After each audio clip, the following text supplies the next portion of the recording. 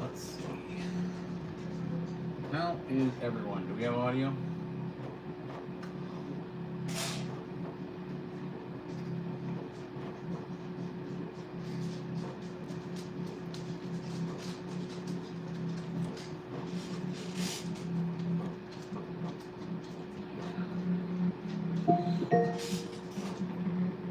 This is a reminder.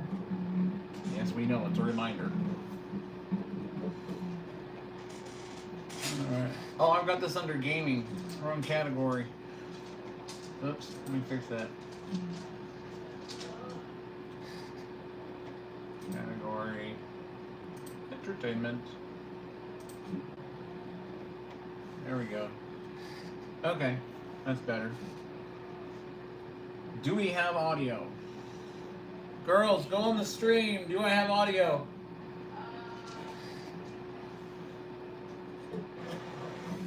I have to close the curtain because it's a little bit bright.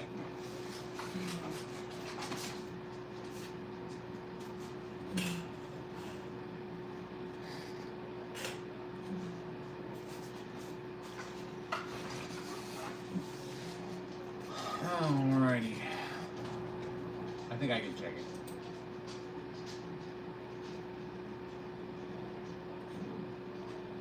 I don't know. I don't know if it's working or not.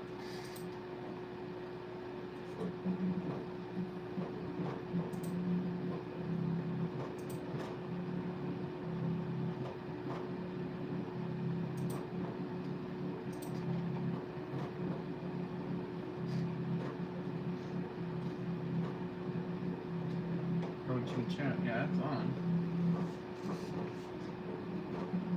That's on. I wonder why. Can you guys hear me? Okay. Maybe that's why.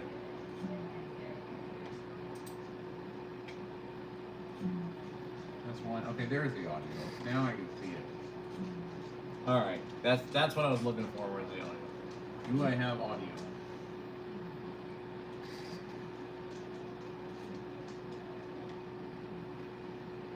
I believe I do. Do I have audio? I'm doing good. Tell me if I've got audio.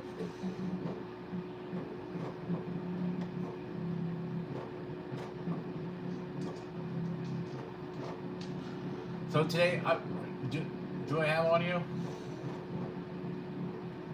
Can you guys hear me okay? Give me a thumbs up or something.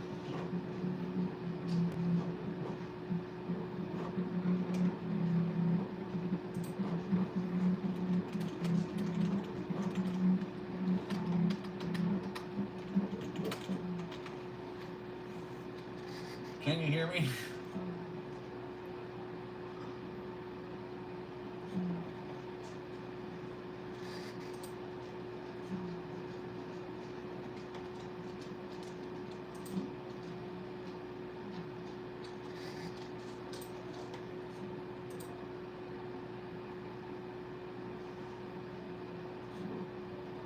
So can we hear? Can everyone hear me? Girls, can you check it? Is it on? My audio's good? Okay. Let's make sure because I can't see it. Or I can't hear it. Because I don't have any headphones on. So, Leland, glad you could make it here. Thanks for dropping by. We're just going to be chatting today, catching up on things, and talking about the drone that I've been working on. If you guys are interested in that. If not, if we're just going to do an overall chat, just hang out. Right? That's the whole point. We want to make sure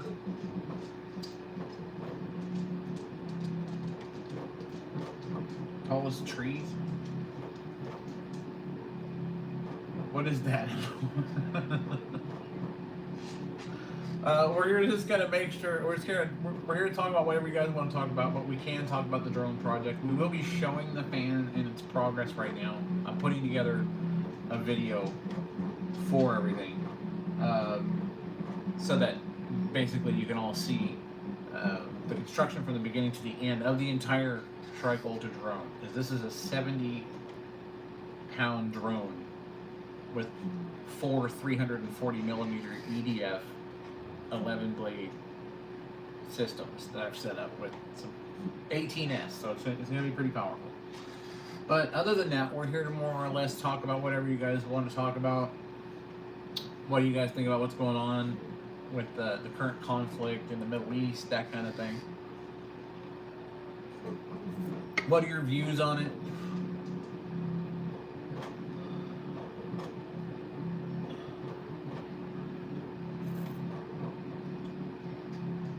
You were 300, 800 million years ago. I'm not following you. Lepidodendron? I'll just call you Leppy. I don't want to butcher the names. I try my best not to butcher the names, but it's like sometimes it's just inevitable. It's just something that happens. It's not on purpose. It's not out of disrespect or anything like that. But it definitely is. You know, it's something I do with names. It's not, you know. Hi, Connie. How you doing? Glad you could make it to the chat. At least somebody in. You probably noticed you can become a member now. Just putting it out there. I know there's been sort of a lull in sort of the lives, and I'm going to get back into doing more of the lives because this drone is taking so long to print. I started about a week ago or more, and I'm barely done with one engine. And that's not even counting the outer casing of that engine, the ductwork. I also have to put all the lighting in that I was going to plan on first before I put the ductwork around it. So there's a lot of work ahead, but we're going to test the engine as soon as it's done, and I'll show it before. It's okay, the games I play, you know what? After this live, I'm going to be going on with Elden Ring because I get stuck at this one boss and it's pissing me off. I'm gonna win that one. I think I've done 2 lives where all I did was try to kill that Loretta boss or whatever on the horse, and that game trips me out. It really does. So yeah, I'll be on a little bit later with Elden Ring. But today I'm just kind of doing a chat where people can come and hang out and check out the channel. And if you like the content, you know, subscribe. You can become a member. You can, you know, check out all the playlists. If you're interested in any of the drone concepts that I've been working on, or any of the I've got crashes, I've got mishaps in there, I've got all kinds of stuff. I go like from the beginning, before I knew much about drones and flight controllers and FPV, all the way up to what I'm doing now, which is something that I don't think anyone ever has done really at this scale. And if they have, I haven't seen it anyway. It makes me wonder.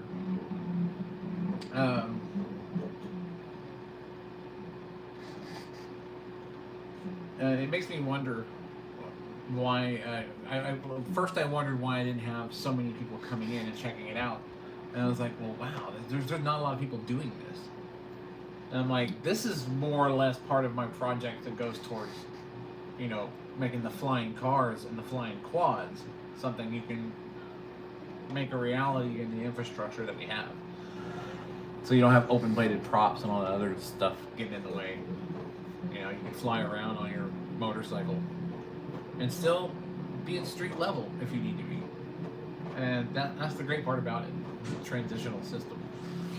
So testing out the prototype, obviously, is going to take a while to build. And 28 kilograms of material to print. Just 28 rolls of filament to build the whole thing. That's not even counting the carbon fiber rods. That's not counting the battery packs, which are eventually going to be switched out to PEM membrane system for hydrogen fuel to run it on, so it has a longer runtime. But yeah, basically that's what I'm working on. And I kind of got stuck. I was trying to put out shorts and videos, but I got caught up in watching a guy who does news on YouTube, which is sort of kind of real time news.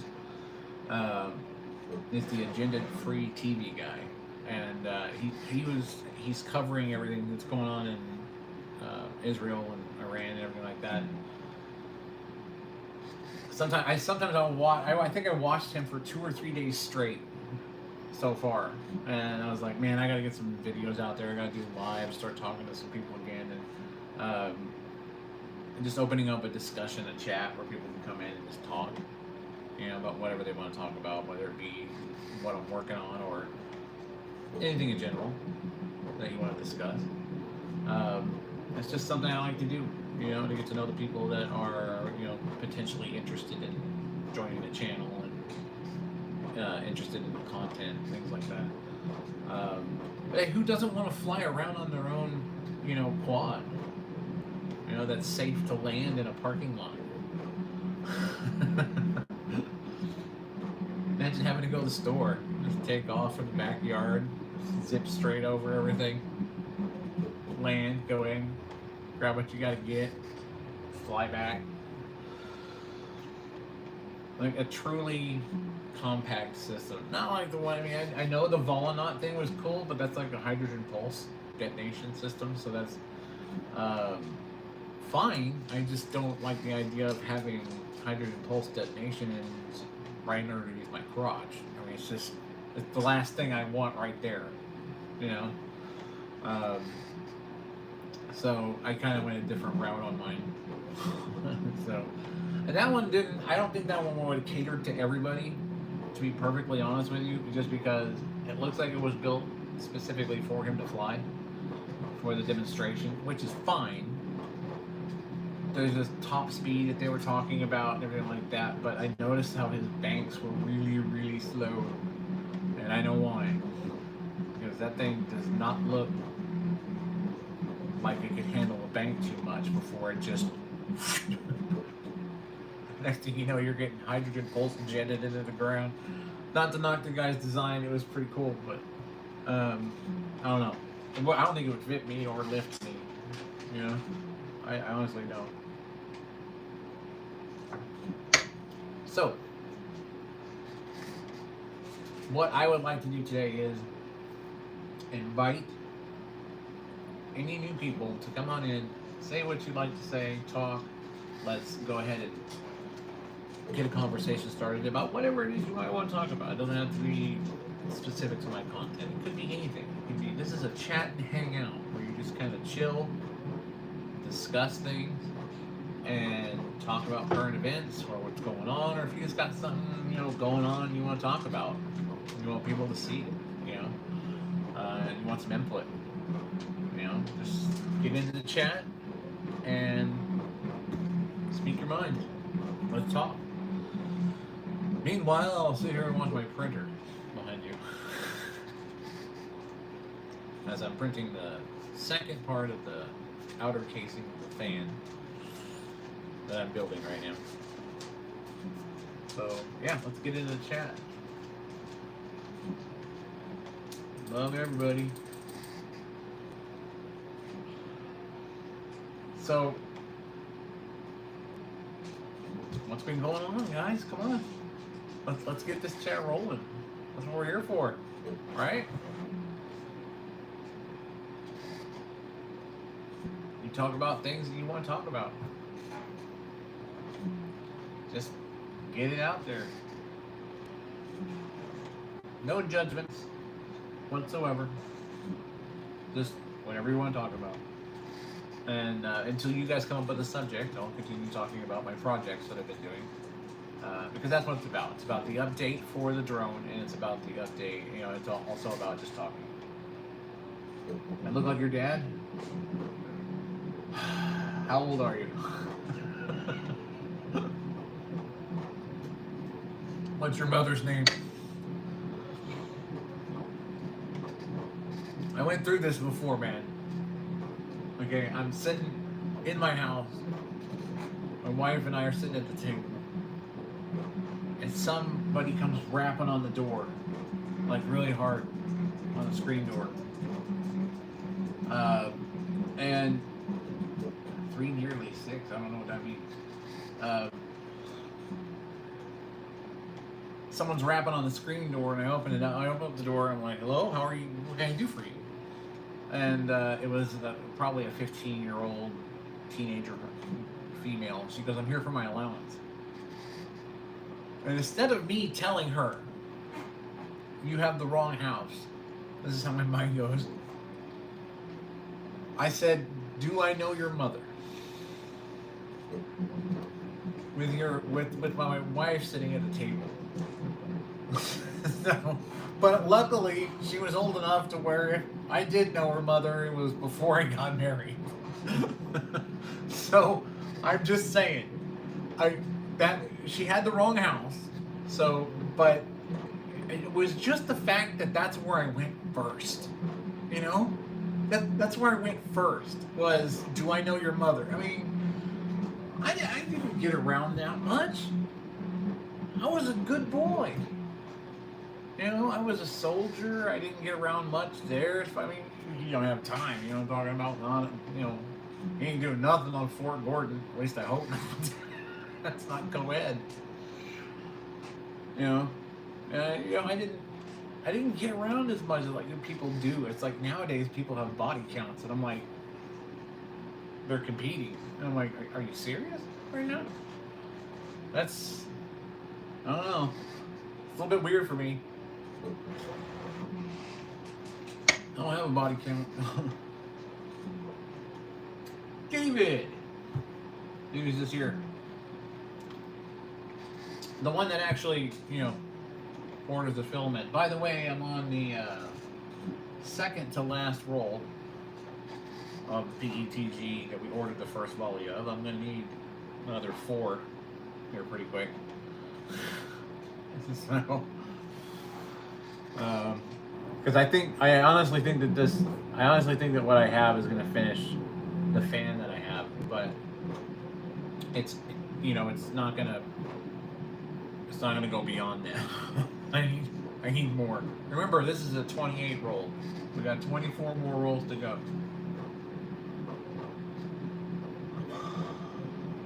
You want to see the progress on it? Well, I mean, I'll be out there checking that out shortly.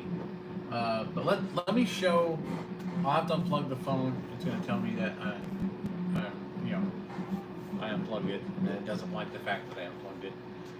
So I'm not going to bring the fan in just because it's big.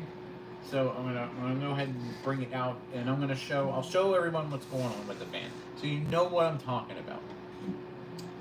So give me 1 second. And you have to keep in mind that this is the printer right here. I wasn't Doing finished. beautifully. Yes, we know you weren't finished. So this is the fan we're talking about. This is one of the motors right here. I've got one section of fan casing on already. This is a 340 millimeter 11 blade. Everything is put together and looking nicely. I've got my roller bearing gear in there. Everything is stable and spinning freely. Gotta love how that looks, right? Doesn't that look good? Okay, and the reason why all this is going to be PETG is because, hold on one moment. This was the test fan right here when I was originally putting everything together. I got a new one here. I'm making a mess. So, on the inside of this, before I put the ductwork on, these, see if I can do this without dropping everything. The Arduino lights are going to go around in this channel right here. And we've got 1, 2, 3, 4, 5 channels here. And then the ductwork will go on around that. That'll be covered by the ductwork, which will also be clear PETG. So that's going to be visible. Right now I've got it sitting on the motor mount. That's normally where the 7070 is hooked up. And then, so we're gonna need a lot of these. It's gonna have separate onboard power for that. It'll be run by Arduino. We can run whatever codes we want to get any kind of visual effects we're looking for. And the fan itself spins so much smoother with that roller bearing that we've got in there. So this new design, this new system is working beautifully. Just beautifully so far. Very stable. So once we get the rest, I have to do these cases in quarters. So once this is done, it overlaps the seams of the stator that I had to put together here, which also had to be cut into pieces to put on the plate for printing. And each one of these cases helps to screw these two pieces together here. So basically overlapping the seam is what makes that a lot tighter. And then we have these to overlap the seams on the casings on the underside. So I put CA glue in there or epoxy, and then I run the screws and then remove the screws so it becomes part of the unit, which solidifies the whole outer casing. Once that's done, then I can put the ductwork on.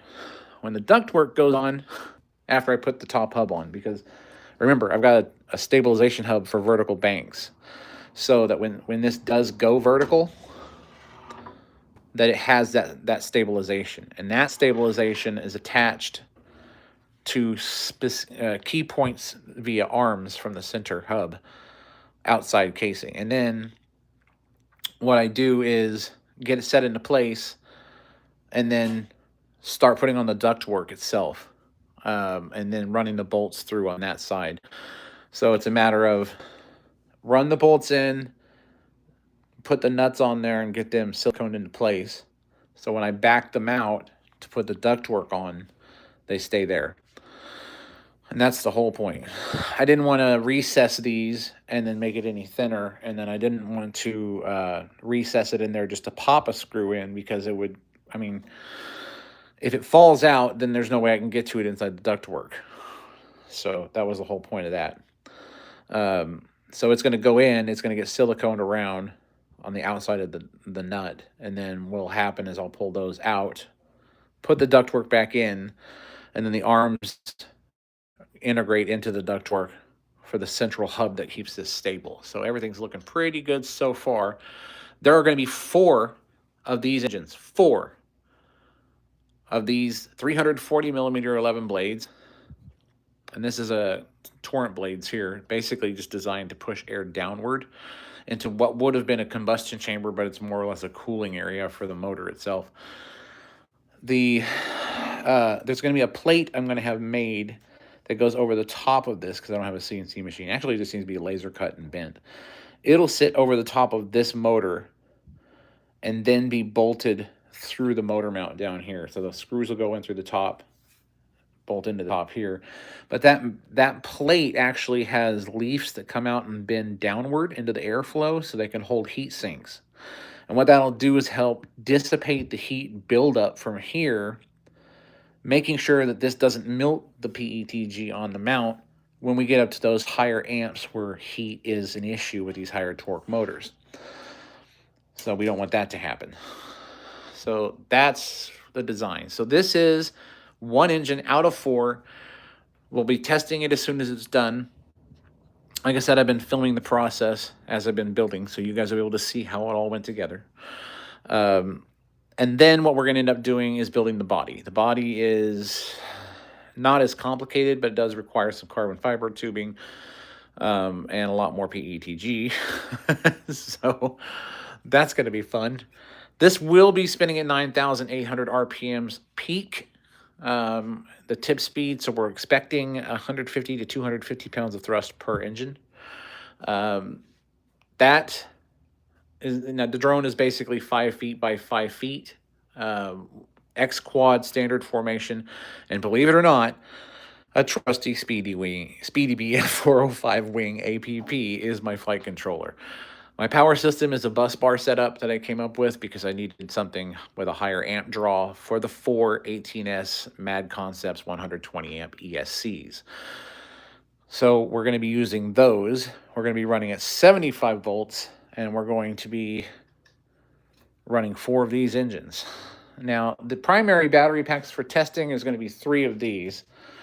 not just these two, but three, because the two I have is for the 48 volt test, which I have for a 48 volt ESC for, and that's how I check for structural integrity and vibration. And then we move up to the 18S ESC, and that gives us our 75 volts and full RPMs for the fan. So imagine 4 of these, huge drone, 5x5 on the footage. It's going to be fun. And it's completely and totally 3D printed. Every single part, obviously besides the screws and bearings and the motor. Everything else is 3D printed.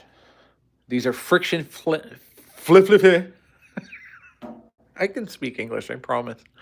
Friction fit blades into the hub. Don't require any glue whatsoever. That's the beauty about it. So if you have to, you can pop the back motor mount off, pull the shaft out, and change a blade. That's the great part about it.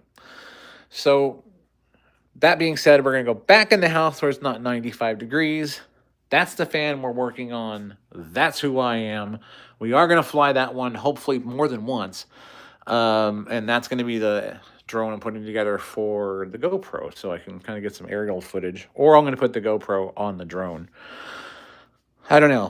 What do you guys think? So, all right. There's a big mess over there I still have to finish. Another one there. I mean, just tons of projects going on. So let's go back inside where it's cooler. It's cooler in here next to the printer. I promise. All right, hold on. Let me plug up my power. It's going to probably blank my screen out for a second, so bear with me. 1 second, and I will get to the comments. Okay. So we're back here in the house. You're a fan? Juan is a fan. Thank you for joining the chat. Let me get this situated here so you can see me better. Okay. So that... Oh yeah, definitely get 4 more on the way, David, for sure. by that time, I'll be out of what I already have. So we want to consider that. In the future, there's going to be build videos and access to STL files for this particular drone. This may not be a drone that most people want to take on. As far as, I'm going to sneeze any moment, so just be prepared for that. Because it's such a huge drone. I do have a smaller version of this that you can run off of normal 800 kV motors. And they're just 22.2 volt. That was my original stubby fan design. There's a stubby fan playlist, believe it or not. That one is a direct drive system from the front, which is good because it puts the motor in the air path, so it keeps it much cooler. It is an outrunner, but I did find that it was much easier to run that one from the front. So that one is the Shrike XL. If you look at the Shrike Concept Drone video, you'll see how I did this out of 70mm EDFs first. And what really drove me to building my own motors is the fact that the larger high thrust motors were so expensive. We're talking thousands. And I can do it with a 3D printer and a much cheaper motor. So instead of paying $5,000 for, you know, a high-speed turbine or a high-speed EDF from Schubler, which I'm not knocking them, they have great motors. It's just they're not in a price range that I'm willing to pay. I can get the same potential out of a 3D printed fan, which can be replaced easily enough, and I can do it with a propeller-driven 800 kV motor on 22.2 volts. So that was the idea. Make my own motor, and I'm doing this off of, like, that motor is $45 for the 170 mil. For the 340 millimeter, the motor was at $89. The ESC's $85. So overall, it's almost not even as expensive as some of these smaller drones with the expensive VTXs and the FPV setups and all that other stuff. It's almost cheaper for me to build this drone this size than it is to build a smaller, more compact drone with, you know, better D-shot ESCs and things like that. Of course, the Power Concepts ESCs are good, so I'm not worried about the whole D-shot thing. And we are spinning a much bigger fan, and we're spinning it at a decent RPM. So I'm not real worried about the D-shot. We're gonna go. It's gonna be a standard ESC configuration. And the one thing I noticed is that as long as the blades are balanced, when it comes to a system this size that I'm doing, you don't want D-shot. It's too fast. You want something analog, a little bit more smooth, so that it can still read the gyro on the flight controller and make the corrections necessary, but realize that you're dealing with a 340 millimeter fan, a big fan. So that is one of the main reasons why I went this direction. Yeah, I built a smaller D-shot version when I built the Shrike, and it was a cool drone. It was an EDF drone. And one of the first ones. Check out that playlist, you'll see what I'm talking about, where I went from my finished conception, which is what I really wanted, to backwards all the way to the standard X quad, where I decided, okay, now it's time to figure out how EDFs work with a flight controller. And then I had to overcome power distribution, because they don't have, I mean, the SpeedyBee can't put out the 400, 500 amps that I needed to run the EDFs. So I had to use an APD power distribution board, 500X, and just runs the actual ESC controller straight to the SpeedyBee. So that's how I overcame that one. But yeah, for sure. This is a huge project. It's a lot of fun. But let's talk more about you guys. What are you guys up to?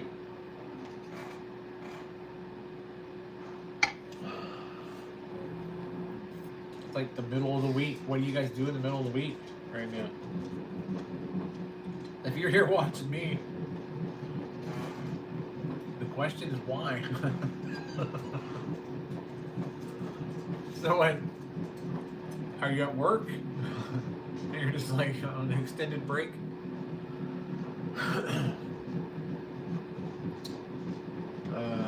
Range gamer. Still never answered me about it. All he said was 3, nearly 6. I don't know what that means. I forget the question I asked that probably prompted that.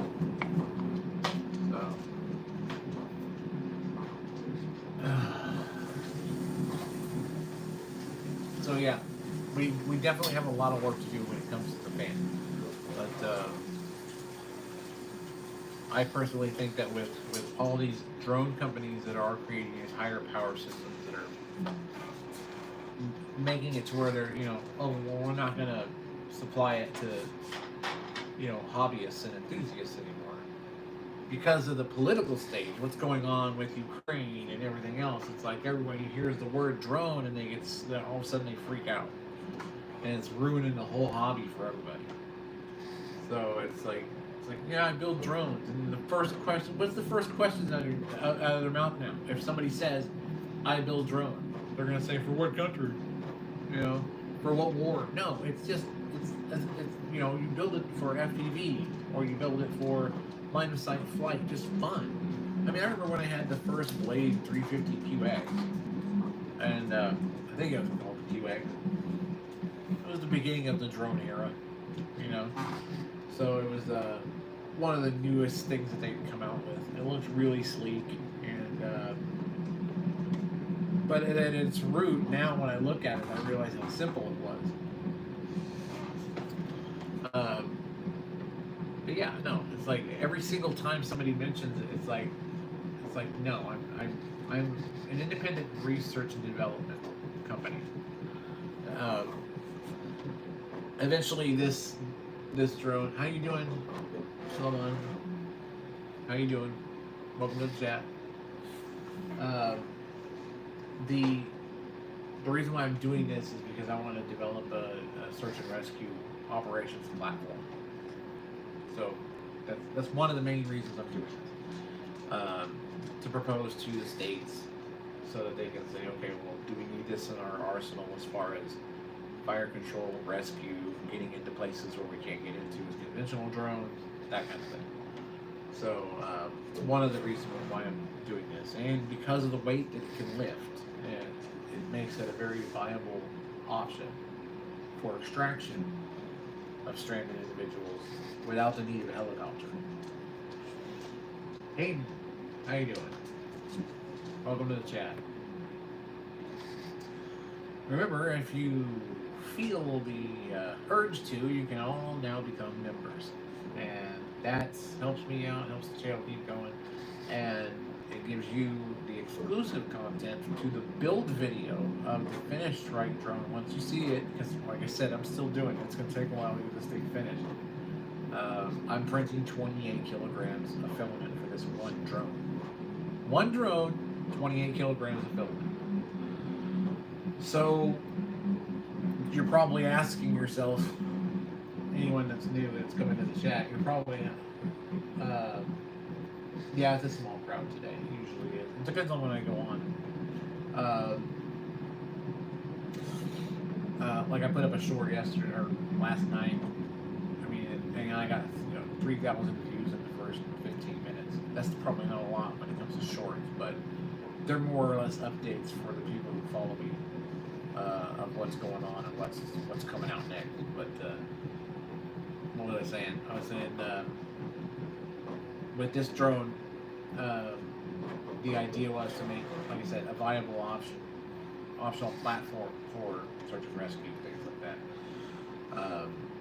The flight worthiness test will happen soon. But it's going to be a lot of printing before I get there. If you're a member, you'll have access to the build video, the full length build video. I may make it public, I don't know, or at least parts of it. But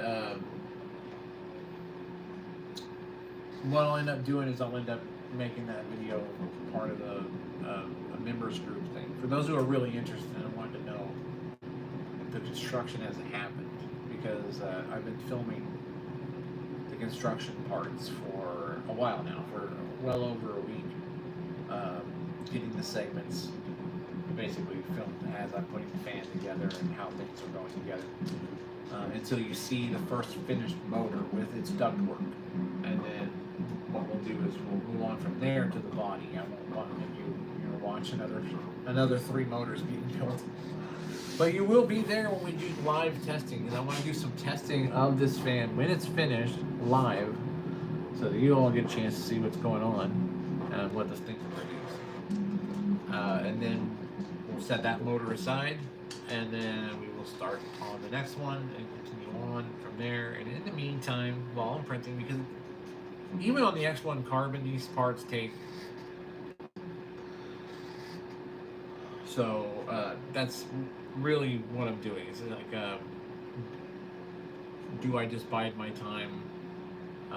Take that flying wing out, fly it for you guys, see how it does. I'm anxious to see how it does. I am, because what I want to do is, get it out to the field. I can't go live there because there's no signal out there where I fly, but I can record it, and I have a feeling that wing's gonna do pretty good.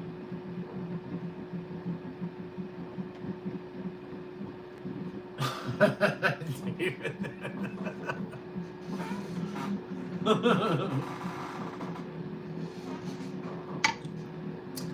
It is a fact. It's proven fact.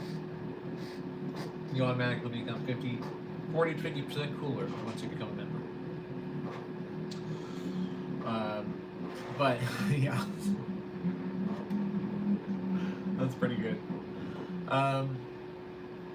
Usually my viewer counts, it's about the time of day when I go on. Sometimes I'll go on a live. It's like I'll have like 4,000 or 5,000 people show up. Other times they don't, they just kind of glance on by, because this is a vertical, so they're looking for whatever they're looking for. This time of day, it's probably untoured. But you know, when it comes to the lives like this, it's sort of hit or miss. This is more or less the kind of thing that I want to start doing to kind of welcome in new members, let them chat and discuss things how they want to, and then if they like the content, they stay for the content. If they like just the chats, they stay for the chats. That's realistically the whole reason behind it. So.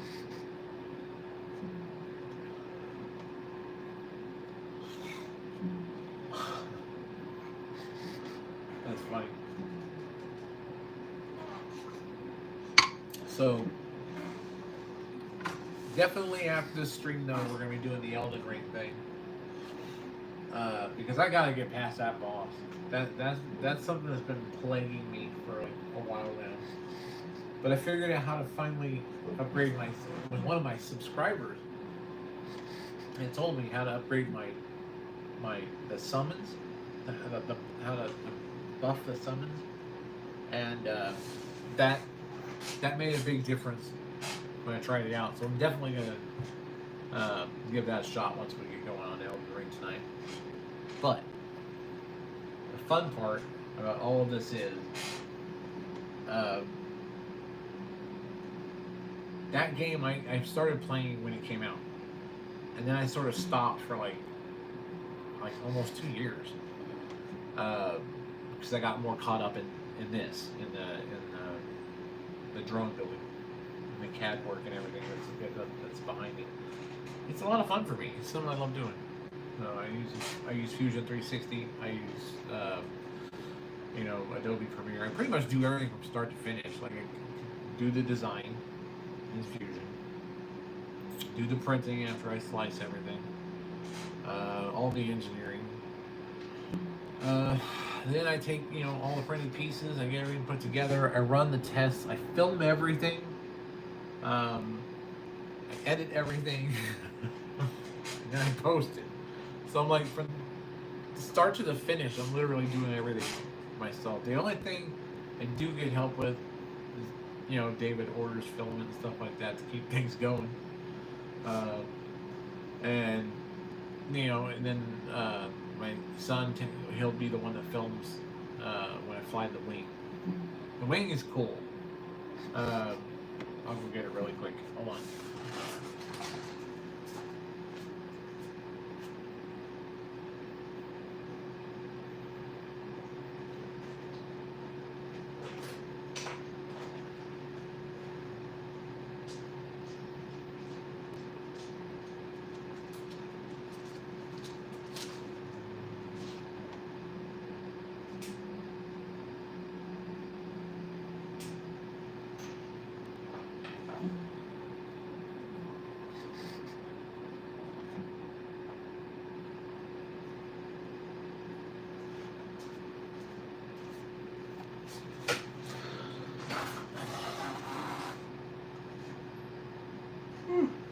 Alright, so let's take a look at it, huh? Who's interested?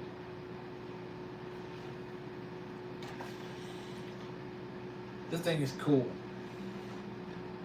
I love the way it's modular. I've got the carbon fiber spars in it. You pop these out, and you can take the wings right off. Everything's hooked up with this little 4100 kV pusher, and you can run it on 3S or 4S. I have a 4S. I want to get a 3S because it's a little bit lighter, and I think that it'll perform a little bit better as far as weight is concerned. But I gotta get a 3S battery for it, and then I may try to get that here before the end of the week. Get myself hopefully a cooler day to go out, and then we're gonna fly this. This thing came out just great, and we're not using a flight controller for this. This is straight serial bus control. Okay, there's a receiver in there, and I've got my Elevon set on the radio. So yeah, this is gonna be cool. I think this is gonna be really cool. It's got a lot of push. It definitely has a lot of push to it. I can tell you that because I've tested it, and even with a 4S battery, with the weight of that 4S, it's got some power. The compartment's all set up here, got the ESC and everything, and room for the battery, so on and so forth. And this just kind of snaps down into place, locks in. But yeah, I can't wait to test this out. This is gonna be fun. This is either gonna be one of those things where I launch it and it's gone. That's it. That's what happened with the P-51. Or it's gonna be one of those situations where I launch it and everything's stable for some reason, and it flies like it's supposed to. David, I'll send you a link for a 3S battery. S3, how you doing? So yeah, we will be flying this hopefully by this weekend. I'm watching the weather. And then we will take this out. And then, if this does good at this scale, I want to double its size. Because that's easy enough on the X1 Carbon. So, yeah, I want to double its size. And then I want to take this thing out and like really fly. Because I'm much better with bigger wing, like bigger aircraft. Some in these size classes are a little bit more difficult for me to fly. And I haven't flown a wing like this before. Usually, I had big powered gliders, jets, that thing. I had twin 70mm Russian jet that was really cool. But yeah, this is gonna be a fun one to fly, I think. So be looking for that this weekend.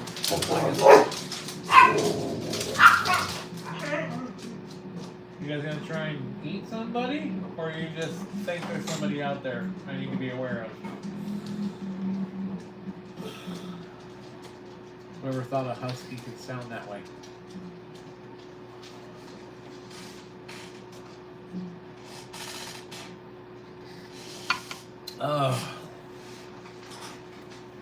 So we're definitely gonna try and get out there. Definitely try to get ourselves flight time on that wing. It'll give us something to do, right? While we're printing the Shrike Ultra, because it's gonna take so long. I've been like a week so far, just straight printing, and I'm on the second quarter of the fan casing, and then I really just have to do the hub, the front hub of the fan. First the stabilization hub, and then get everything bolted together. Need that kit. I sent you the link for, David. And then yeah, and then we test this fan on the bucket like we did the first couple of times. You'll see them in the 340mm short. There's a couple of shorts. You look up 340mm. You're gonna run on to where I did a test, and these were 48 volt tests. You gotta remember that. These weren't the 75 volt tests. These were structural integrity tests, 5,600 RPMs roughly. The 18S, which pushes the motor to its max because it is capable of 75 volts, gives us our 9,800 RPMs because of the kilovolts I'm running on the motor. So yeah, it's gonna be interesting to finally be able to. I'm going to test it at 48, and then I'm going to test it at 75, and I can do that because I'll be spending a lot of time printing to do the other 3 engines and the body, so I'll have plenty of time to test each motor. And that's where we're going. You're driving to Paso Robles. Or Paso Robles. Robles? I don't know. I don't know where that is.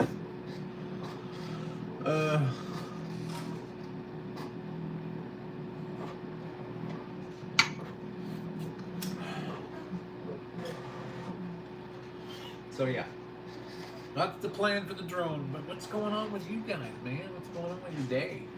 How's things going? What do you think? What's going on with Israel and Iran? Does that kind of thing scare you? Does it make people uneasy? Everyone's worried about World War III. I keep thinking to myself, I'm finally getting on the coast near Morro Bay. What state is that in?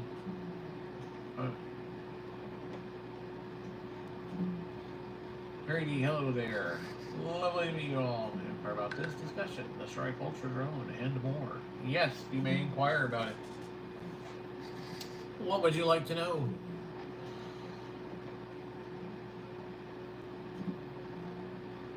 Oh, California, okay. Yeah, I should have known that by Paso Robles. I was born in California, like the armpit of California, so I still couldn't find my way out of the city I was born in without directions.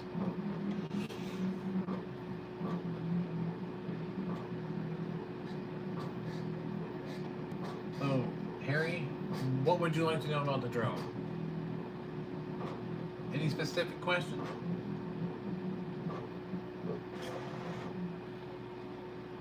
The thumbnail is deceptive. The drone is actually quite large. I can tell you that the drone, each one of those motors is 340 millimeters. The entire drone is 5 feet by 5 feet. Standard X-quad formation. So we're dealing with some power right there. 11 blade high pass fan configuration EDF systems, all running at 9,800 RPMs. It's controlled by a Speedy Bee 405 wing. That's the one. It's the only one so far I've been able to trust that's worked well across all of my testing applications. Because I use iNav, and I didn't know iNav at first. That took a while to learn. And that's how you program these things. And that was a chore. Sometimes it still irritates me when I'm trying to pair a ELRS antenna and receiver to a. So you got to go through the ELRS configurator and set up a passphrase. It's like, why? That's why when I built the wing, I was like, we're going straight serial bus with this thing. We're not putting a flight controller in it. We're going to fly it traditionally.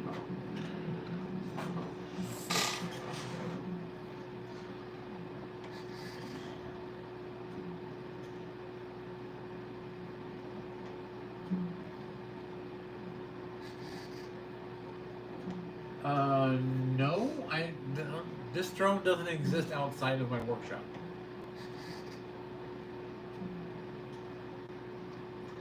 This drone, it works like a standard drone, other than the fact that the system is not, they're not externally bladed. It's an EDF system. So the same type of engines they use in jets, I'm using as my propulsion rather than open props.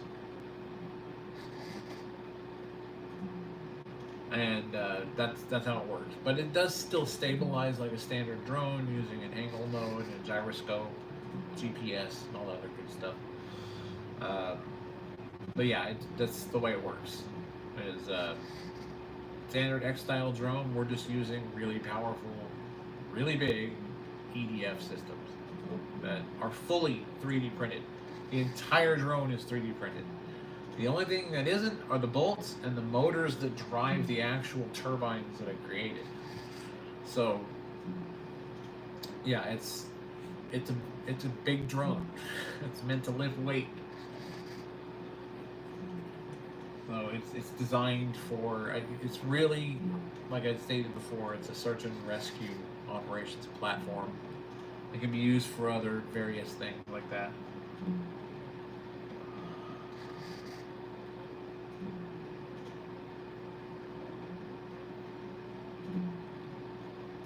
It is good technology. It is the base idea on this technology is to help people in places where drones and helicopters can't get, flood victims, people injured hiking, things like that, places you can't go.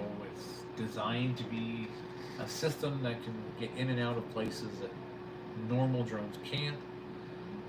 Like I stated, it's able to map the ground for ground teams to get in. So they know ahead of time. It can also get to the injured victim and drop water, communications, first aid, things like that.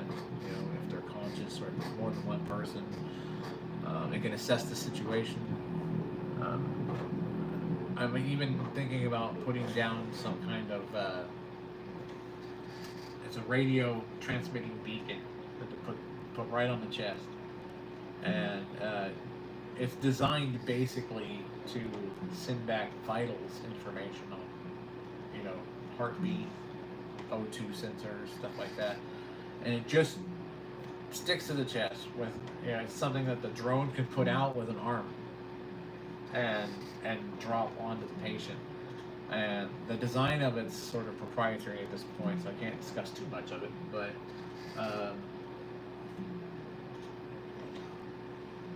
you're welcome, Harry. It's something I want to do to help. So if you got an unconscious victim and normal drones can't get in the area, the last thing you want to do is get real close to somebody with an open prop system.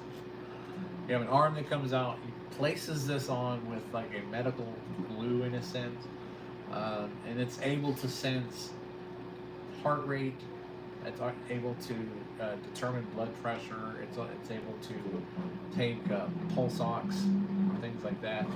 And if you have that kind of system set up, you can't even get to somebody yet, and this drone can go down there and drop comms, put a medical device on this so we can actually monitor the patient without even being there. The fact that this drone has a lot of lift capability in its alloy form, not the PETG printed form. This is just a flight worthiness test. It's all about the CAD work, and it's all about proving the drone is capable of flight and is maneuverable. It'll eventually be done out of machined alloys. There's no such thing as a dull question. So yeah, go ahead.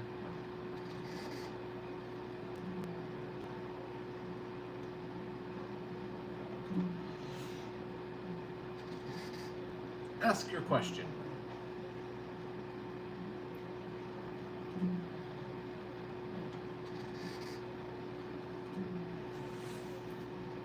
I'm waiting patiently.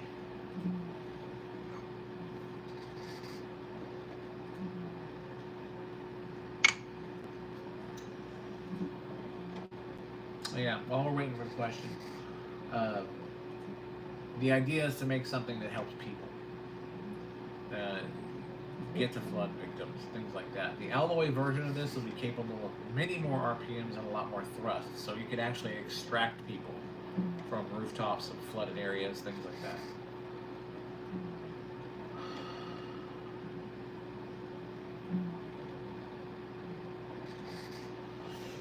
Well, because human life is sacred. It's all about, look, if how many times have you seen a flood and you look at somebody or a family stranded on a roof or on the top of a car and they can't get out, and they can't get people out there without pulling out a bunch of lines and stuff like that, or bringing in a helicopter, which has risks all to itself, but a system that could go out and literally grab somebody remotely, has the power to lift several hundred pounds and can get somebody out of a dangerous area quick. I see a win-win here. Why am I helping people? All right, David, I'll see you soon.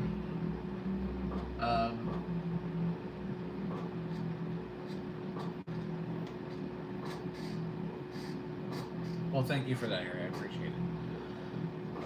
I want to help people. That's the whole idea. And it's for me, it's unfortunate that I have to actually sell the technology once it's finished, or rent it out, or use it as my own personal based business to do SAR ops, to help out local entities, because capital runs everything. I wish I didn't have to ask for the money. I wish I had inherited a whole bunch or something like that, and then I'd just be doing this to help. But, you know, that's why I set up things like the memberships for the channel, the super chats, the super things. It's all to fund all of this, because I put after I pay what I pay, I don't have a lot. David is really, one that helps me a lot with the supplies, the printer, and things like that. He's my brother. He believes in what I'm doing, so he supports it. And without any support like that, with my income, I mean, I'm a veteran, so I don't make a lot of money, but it's enough to get by ever so slightly. And then we take risks. We take out personal loans, and we get what stuff we need, and then we move on, and we keep going. We keep building these machines, and ultimately the idea is to put something out there that does help people. It also is to better the future of travel altogether. So while it's a concept, and I have had working models in the concept, if you look at the playlists that I have, the Shrike Drone was the beginning phases of me learning EDF and flight controller and how they communicate and how to bypass the low amperage of a flight controller by using a high amp flight controller and making a hybrid system to where they work together to run the higher power band that I needed. With this technology, how can you control its true intentions against the stockholder or government? I'll have your intentions of tab worry. Well, there's always the risk of that, but if I hold all the control over the system, and what I show here is barely scratching the surface of what this entire project is.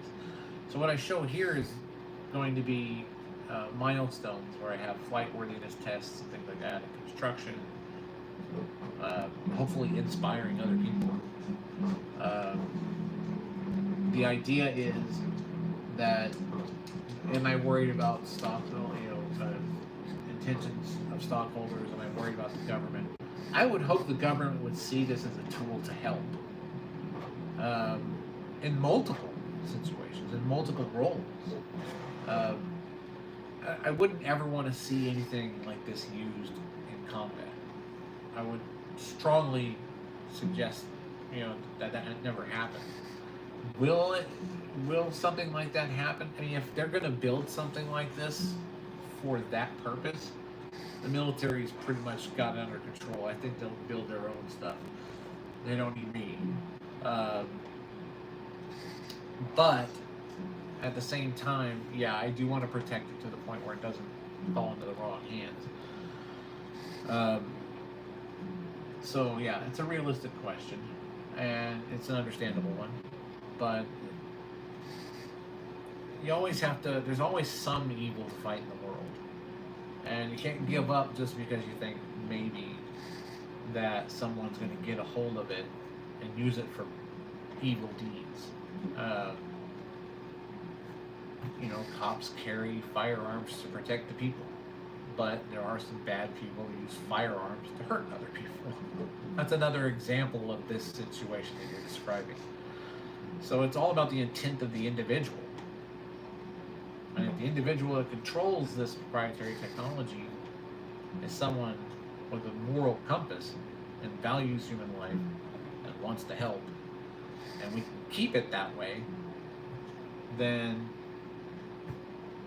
I think we're in good hands.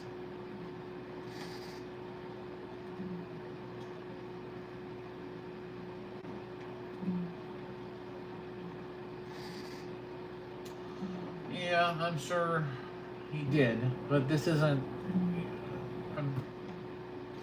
Well, let me read it because something that helps, not make profit. Yeah, I mean, I get it, but I don't fear anyone.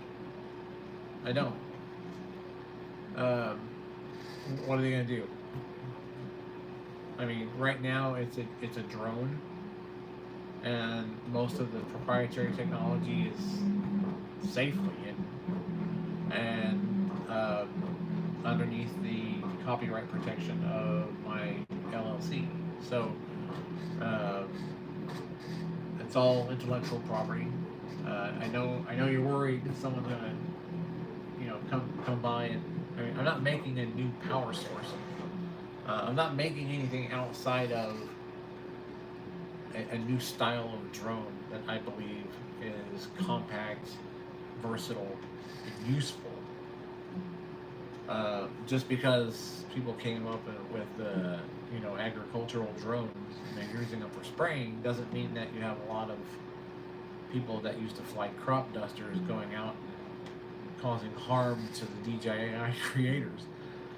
I understand your concern, but it's not something I fear.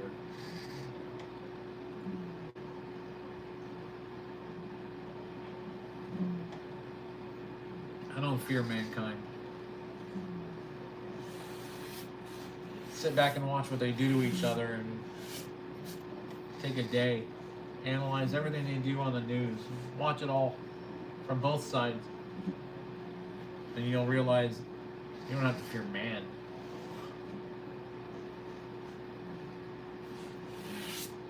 They'll end up destroying themselves before they destroy you. But yeah, I'm not worried about it. My intention is to help. It's also to bring entertainment to others with smaller versions of this drone, a new fun type of drone that you can 3D print at home and build with parts off of Amazon. You can have a great time experimenting with it. I'll make STL files available for the smaller version for that purpose once I have finished that one. And that was Shrike XL. I skipped the XL and went right to the Ultra. A10, what's going on, brother? Glad you could make it. Starting to get worried. I was like, I know there's going to be an A10 flying in here soon. But, yeah, I mean, I understand why you'd be nervous. It's not about me finding some new technology that is going to disrupt any industry. The idea is if you're disrupting an industry, like the power industry, then you gotta worry. If you're disrupting the fossil fuel industry, then you gotta worry. But I'm not. I'm creating a tool. A tool like any other tool to be used by first responders, things of that nature, to help them help others. And the smaller version of this will be something fun for you all to print and fly around. So that'll be something you can do.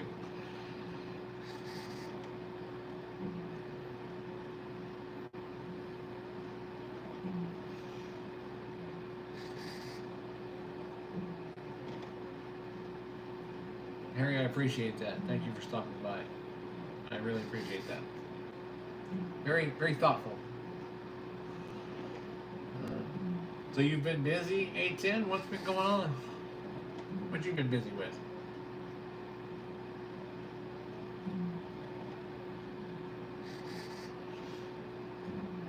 Automatic plasma rifles?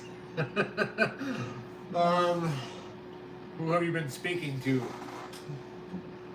No, I actually thought about one a while back. We all know what plasma is. It's plasma. The only way to contain plasma is with a magnetic field. So, really, when you talk about a plasma rifle, what are you talking about? You're talking about shooting a highly electrified or heated projectile that becomes a plasma with the introduction of this airspeed that it's traveling at, and sort of goes to yield in the air. That I can see. So you'd find a really good alloy that you can easily heat, like a magnesium system, and then you superheat that and then launch that projectile, and once it hits the air at whatever speed it's being ejected from the plasma rifle, the air will feed the burn, and it will be a really hot round going down range. So I think you could do it with plasma projectiles, or not plasma, magnesium projectiles, and a capacitor bank to superheat them before they're launched out of the barrel. That would be the most feasible with our technology as far as a plasma rifle is concerned. It would be a type of plasma, and it would have a range to it like a plasma rifle, because eventually the magnesium would burn out. So you'd have an effective range of the projectile. Supercapacitors could charge the projectile to a near molten state, and then the launch of it could actually, with the added air, ignite the magnesium once it leaves the barrel, and then you'd have your plasma rifle. I think, and I'm just thinking this stuff up as I'm going, so what do you think? Would you be happy with a plasma rifle that was magnesium rounds?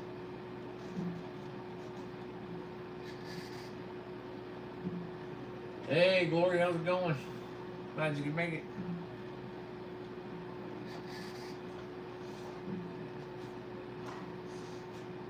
A10 wants a plasma rifle.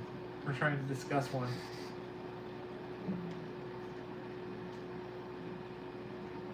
Plasma could melt tungsten, yeah.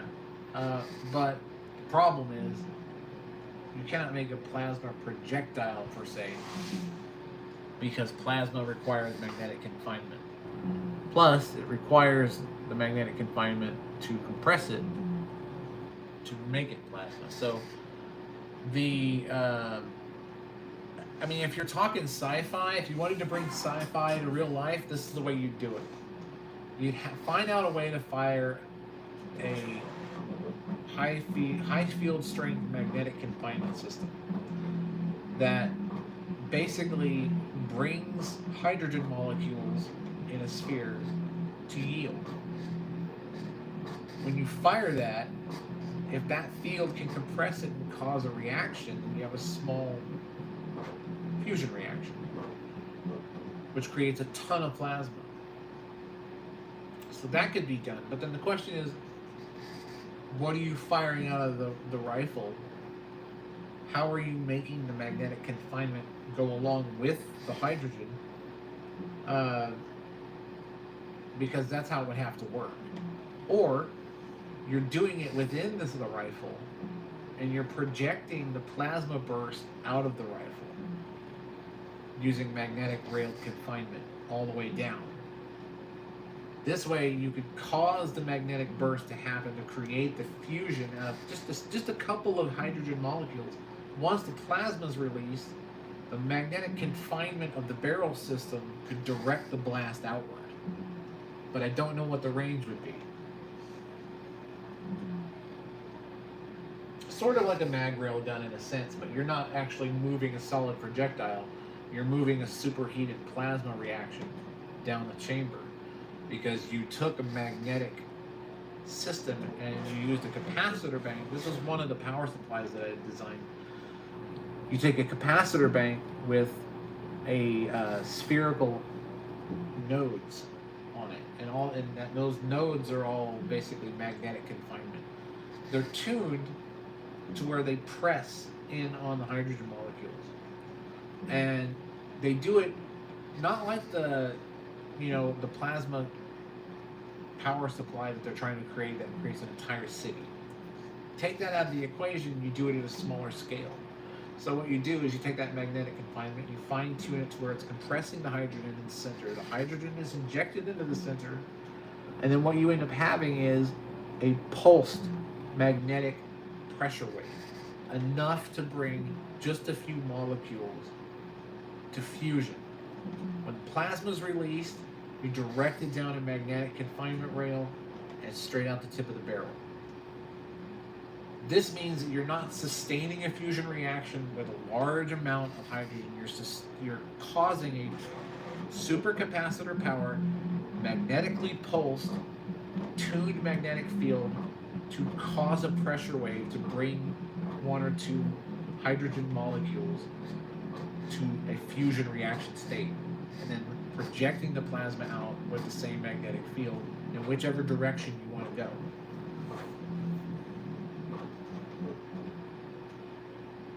Plasma call 8. Yeah.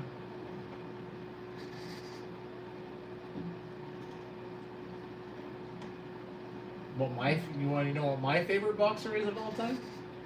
Oh wow. I don't know.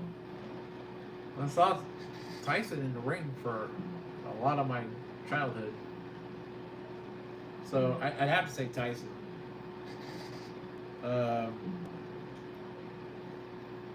Just because and that fight he had with Jake Paul was so rigged, everybody knows it.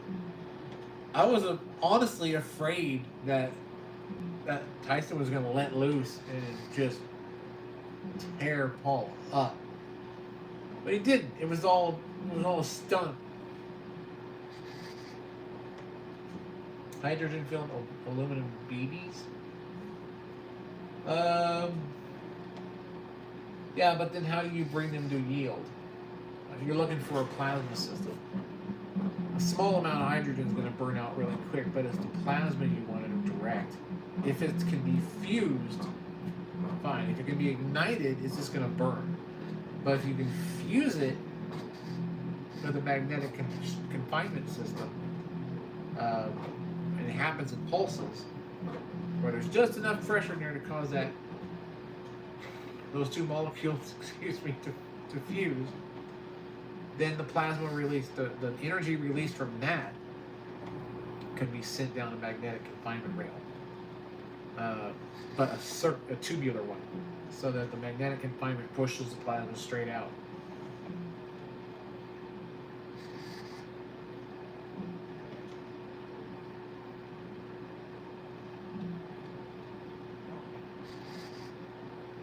Neuro enthusiast. Oh, that's your name. Okay. I was looking at it going, how do I pronounce that? Welcome. Yeah, I figured you'd say Ali.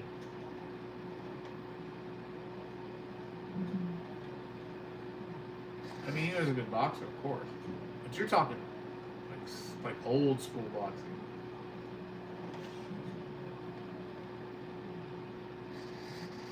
Seven.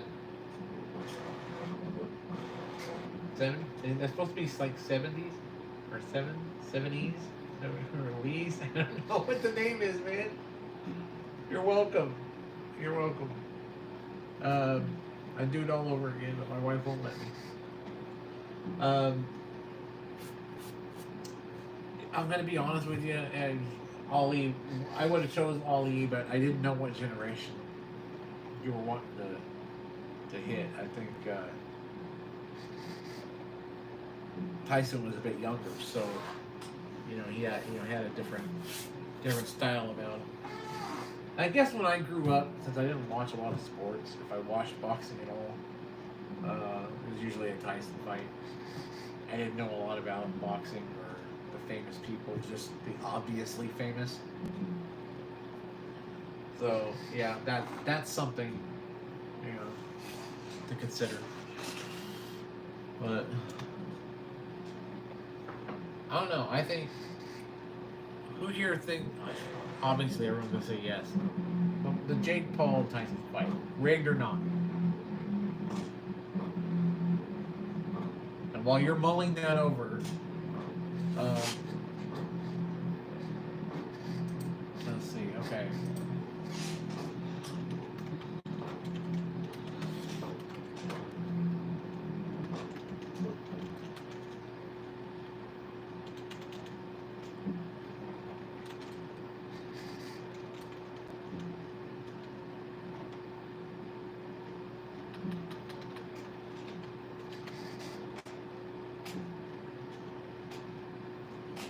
All right.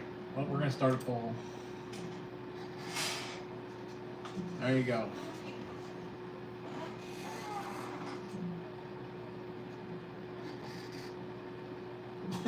Not true. We got one. Oh, we got one. It's at 100%. He paid him money? Like, seriously? Like, I'll pay you not to beat the crap out of me on TV? But I mean, I thought Jake Paul was a good fighter. No one else is gonna vote. I'm gonna get one vote. That's it. We're gonna keep it going. I want to see if anybody else opposes this, and if they do oppose this, I want to know why. So hold on 1 second. Be right back.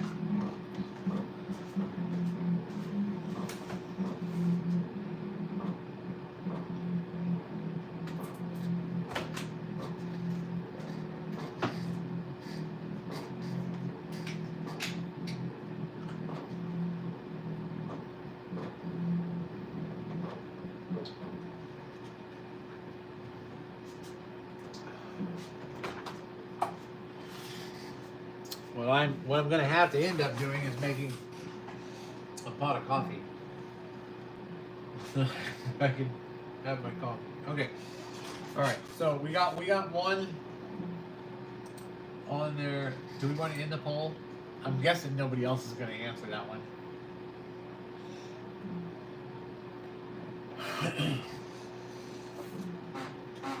All right. Hold on a second. What's this up here? Yes, let's see.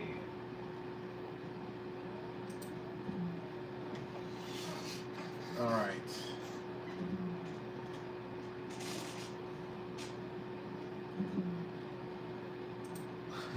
You kidding me? Okay.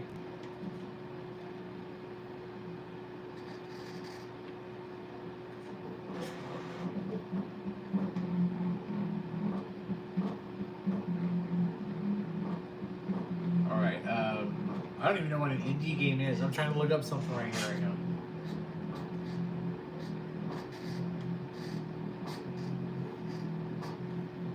Okay.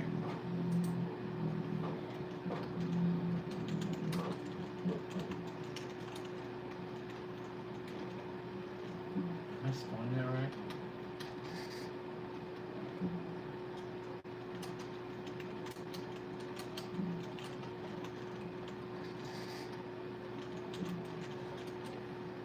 All right.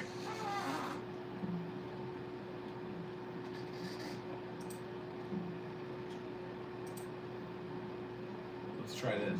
I've never done this before.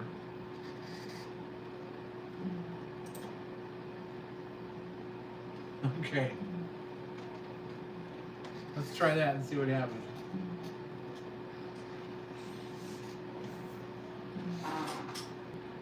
So yes, I will stream the goal of your choice, the game of your choice. That's the goal. I'm not sure what gaming that you're all into. If you play games online, but that's what we're gonna do. We're gonna say, if we get to this goal, we'll stream. I don't even know what the goal is. Oh, 10. Okay. All right, 10. Yeah, we got that. We got it. Okay. So if we get the goal, I'll stream the game of your choice. And I want you to all figure out what game do you want to see me stream tonight. Because after this live stream and the update in the chat and everything like that, I'm gonna do a game. I'm hoping it's Elden Ring, but if you guys choose something else, I'll play it. You got a choice between like Elden Ring, Red Dead Redemption. I could do Dead by Daylight. I can do. There's a whole bunch. Let me see what the game library on my Steam engine is here, real quick, and then we'll figure out what we can play. Okay. I've got Battlefield 3 for one. I've got Beam NG Drive, which still is the weirdest thing in the world. Dark and Darker, which I haven't played in a while. Okay, we got Red Dead Redemption for one. So DCS World Stream Mission, I have no idea what that is. Dead by Daylight, Delta Force, Destiny 2, Dungeon Board? What the heck is that? Never played that. Elden Ring, Elite Dangerous, EVE Online, Five Nights at Freddy's 4. You know, my kids keep trying to get me to play that stuff. I don't know if I want to. I'm not in the mood for jump scares all night long. Alright.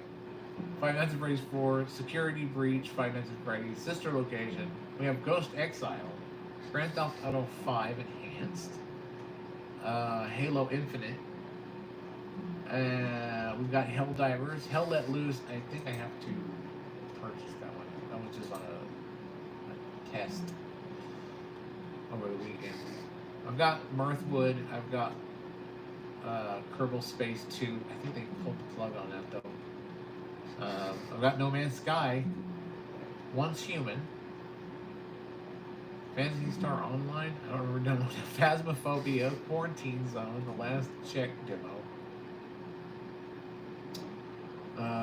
Red Dead Redemption 2, of course, Resident Evil 7, Resident Evil Reverse, Sims 4, that's not going to happen, Star Trek Online, Stardew Valley, that's a kid's game. Kids like that one. That's Not My Neighbor, one of the kids' games again. Throne and Liberty, which I don't think I've started that one yet. I like the Universe Sandbox, but that's not going to work. And then, of course, we got War Thunder, which is not something that I've ever done before. So we have a choice of games. Looks like Red Dead Redemption is one of them that we're going to play. So maybe we can hit that super chat goal. See if that works. I don't think anyone's going to do it though.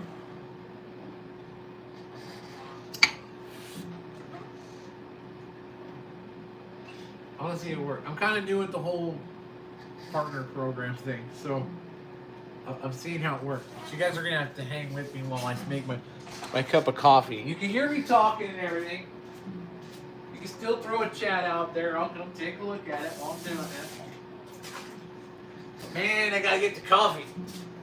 Got to have the coffee. So if it's Red Dead Redemption that you want, that's what you get. Unless somebody has another suggestion. I'm open to suggestions. And I will play the game you want me to play. But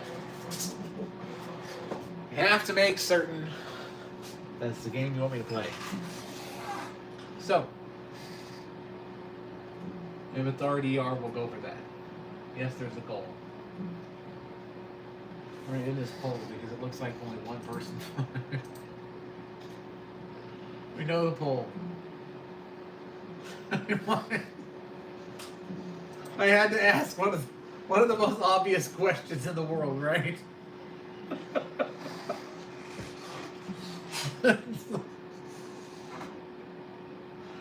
Oh man, rumor has it that Jake Paul wants to dig up Jimmy Hoffa.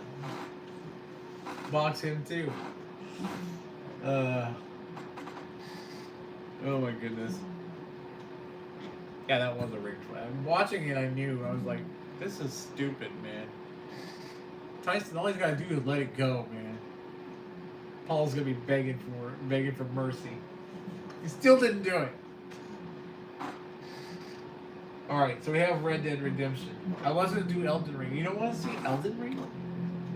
Do you not like that game? Is that like not like your style? Or have you played it before? A10?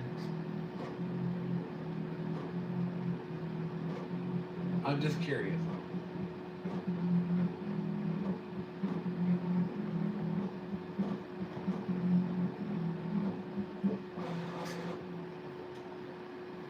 Nobody else has any more suggestions?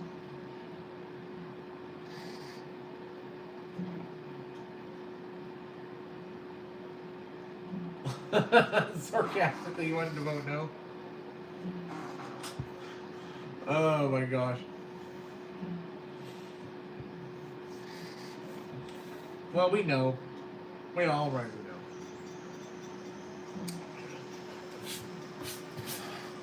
So, I kind of want this to be a place where you guys can talk about stuff. There's not a lot of you talking.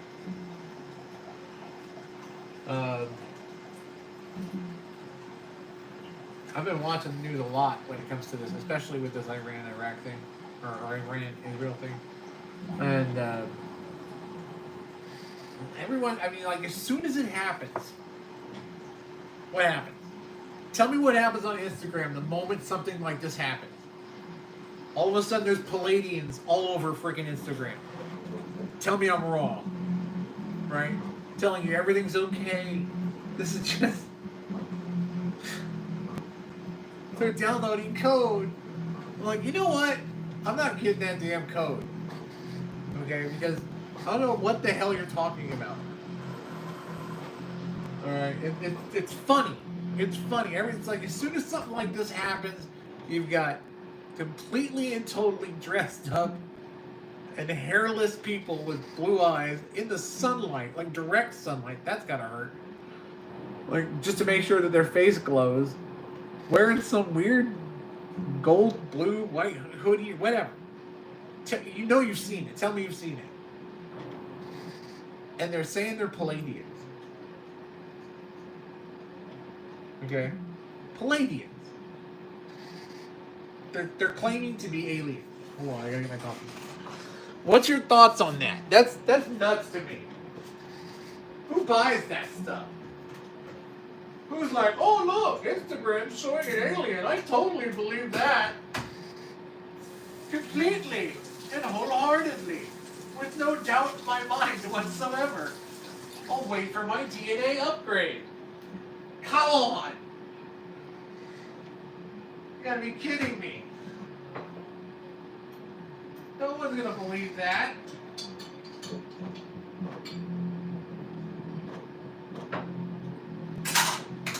You know what really gets me are the people who say that they can remote view. That's funny to me. I'll tell you that right now. That's funny.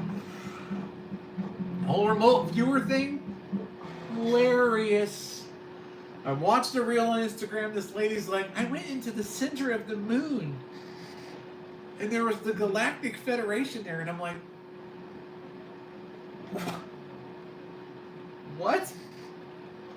I made a comment I've got so many likes on. I said, can you remote view the colon so I don't have to go get a camera shoved up my butt?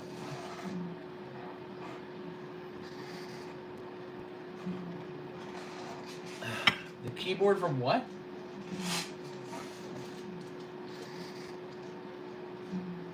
This is one of those I buy Power. I don't know what.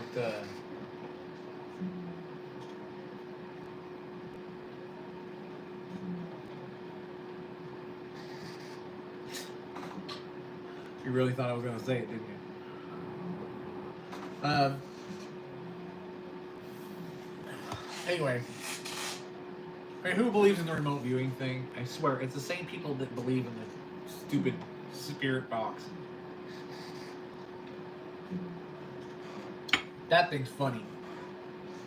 Someone takes an amplifier, a noise gate, a reverb pedal, and a radio, or some pre-programmed like video of the subject they're talking about, like the famous person, like interviews and things like that. They run it either in chunks or in full or in reverse or whatever through the noise gate, which only gets you a certain, you can set the decibel for when it comes through, and then the reverb picks it up.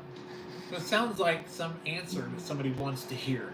It's the most ridiculous thing I've ever seen, and people fall for it all the time. All the time they fall for it. They're like listening to this thing.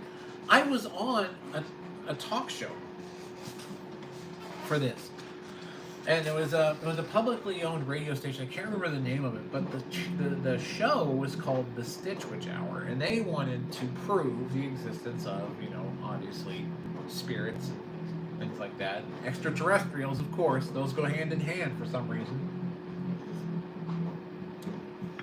And I was Tallahassee. I was the voice of reason that made fun of the whole situation and then talked about it and brought up different subjects about it. So it was me and two other ladies that were on there doing the show. And for some reason or another, she had a political view that she didn't like about the station and complained about it, and they ended the show. And I'm like, I'm liking this show. And I was thinking to myself, I should probably just do it again. Make it another segment of my channel. where I talk about this because I can't believe how many people are being fooled by it. And ears are going to hear what they want to hear. But I'm sorry. I used to run sound and lighting. It's a noise gate and a reverb put to a small speaker. And you see all these paranormal channels with like this crystals and stuff sitting on top and copper wire wrapped around it, and it's all hot glued all over the place. I mean, it's just, here's your polished turd, you know? I mean, come on. That's all it is. It's just sound, noise gate, reverb. And they're constantly adjusting the volume of it or the noise gate to let stuff through while they're doing it. Or you gotta tune it to make sure spirits can talk. I mean, it's so funny. And they've become so popular. It's amazing. Where people are putting out devices. They're even making games about it now. Like Ghost Exile and Phasmophobia. It's a trend I couldn't believe actually took off. But then I started watching more social media. I'm like, oh, now I get it. Now I know my people would believe this. Who believes in the spirit box? Who thinks they're actually talking to the spirit of a loved one? Realistically, come on. Somebody out there. Do you think that that's what's going on? I mean, are you actually talking to the dead? No, you're not. You know you're not. You want to believe you are, especially if it's a loved one. And, you know, I'm sorry if you lost somebody and you wanted to hear them, but they're not there. They're just not. Okay, they're not. And they're not speaking to you through an amplifier or a guitar with 2 pedals. They're just not. And I hate to burst everyone's bubble on that one, but that's the truth. I should totally start a series on this. Because I could show you I have all this stuff out. I could probably reproduce this. And I'll probably do that on the next live stream if you guys want me to. I'll reproduce it.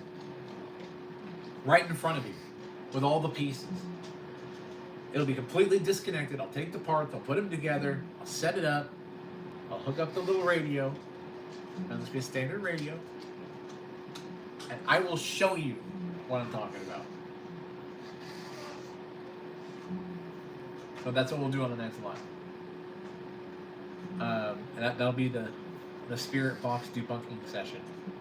And you can ask it questions to see what you think. I think that would be fun. Because you're going to hear what you want to. So that's what we'll do. Okay, next live. I'll probably plan it for the day after tomorrow or something to that effect. And we're gonna do it. I'm gonna bring out the pieces because I have them. Like I said, I have a guitar, I have an amplifier, I have pedals, things like that. I'll show you exactly how it's done, and you'll see exactly what I'm talking about. So when you go to watch these paranormal channels and things like that, you're gonna be like, I know how that crap works. That ain't real. And it's interesting because they'll say, oh, it's coming through in his voice. And it's like, because you're using an interview as the audio source of the person. But because it's through a noise gate, you're only getting sound bites. And then it gets pushed through reverb for more of an ominous spiritual feel. And they ask the question and then they like lower the level of the noise gate if it's too quiet. And then they get this burst of sound that reverbs out, and then they try to figure out what it says in their own mind. It's the funniest thing I have ever seen. But yes, most definitely, for sure. Next live stream, probably will plan it for Friday, maybe Saturday, just because everyone will be off work. You guys can watch it. And I'll make it, I don't know what time of day is the best for everyone, but I'll try to make it like, I'll start at noon. I'll start a conversation about it. Horsepower Coffee. Hello. How you doing? Glad you could be here. I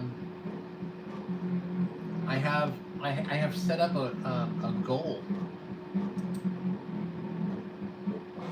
for Super Chat. That's the first time I've done that. I'm kind of proud of myself. No one's done it. That's okay though. I don't have a lot of people watching. But so the next stream I will do that. I will take out the I even have a little tiny amplifier, a pedal, 2 pedals, one noise gate, one reverb pedal, and I think it actually has a little bit more of the reverb on it. And then I'll set it up and I'll show you exactly what they're doing to get people to believe that they're actually talking to spirits through these boxes. It's funny. We're doing good.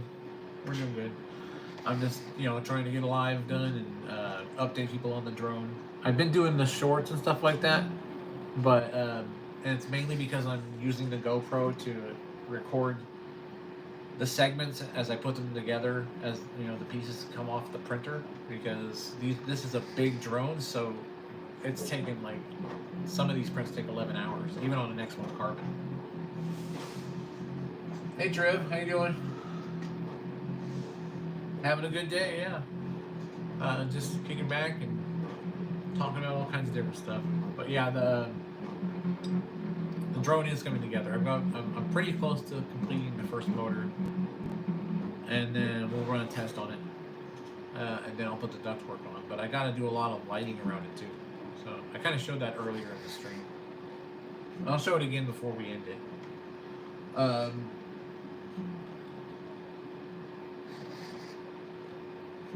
All things considered, that's usually a story waiting to happen. Everything okay?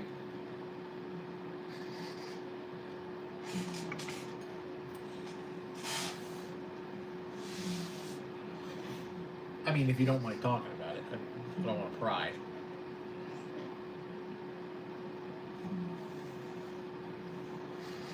Don't worry, there's not a lot of people here. So yeah, I'm going to do the spirit box thing, just to show everyone why it's a scam.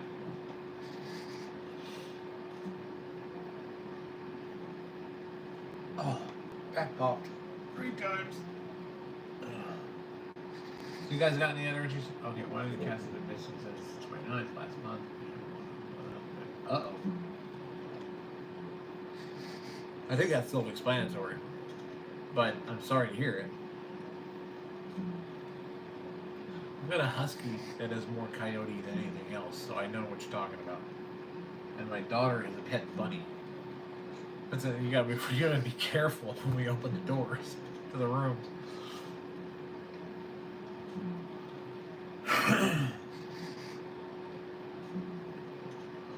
The older Colt is he's the derpy husky.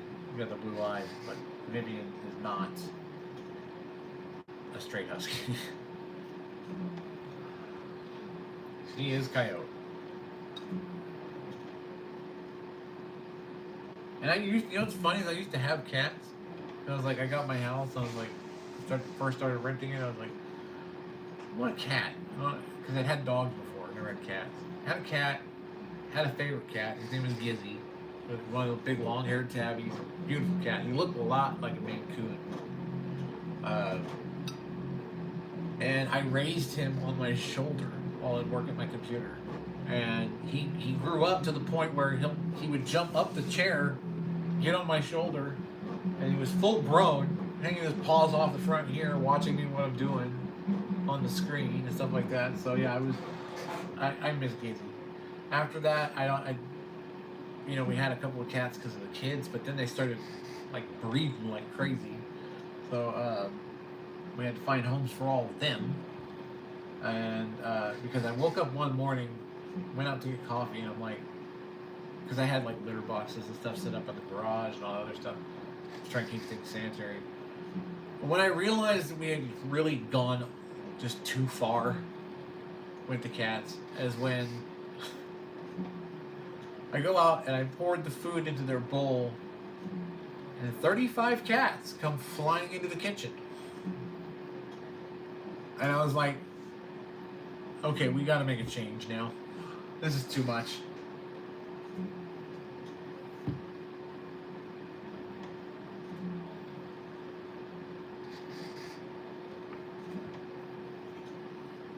Ooh, sounds like fun. I'd do thermal though. Thor has good thermal scopes. Might find a cheap one there you can use. IR works, but as someone who is in the military, I don't like using IR because the enemy can see IR. I guess it's just a coyote though. Sorry, I'm thinking like a soldier. I know I can't afford thermal yet either. You know? I want to get it. But hey, I trained on irons. So iron sights is the deal. You just gotta see those eyes catch the moonlight. That's all you need. And at night, on your irons, just get the tip of the front of the sight slightly damp with some saliva. You'll see it through the hole much better. And then that's what we used to do at night on irons. And then when you see those glowing eyes come up, when you think he's out there, and you make that sound, he's gonna turn his head. When he does, you're gonna see those glowing eyes, and you're gonna know what to do. I'd go irons; it'd be more fun.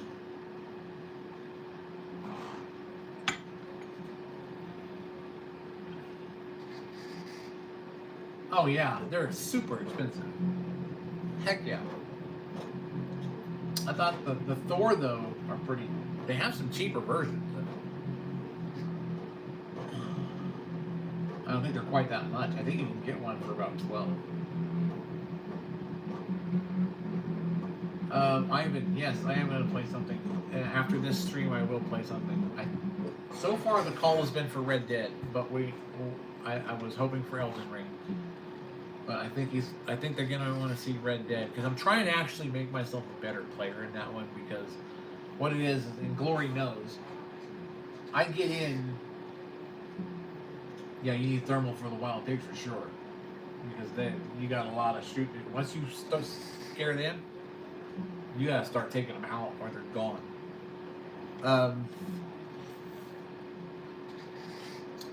I'm probably gonna have to do Red Dead. That was one of the subscribers' A10 suggestion, and he's the only one that suggested a game.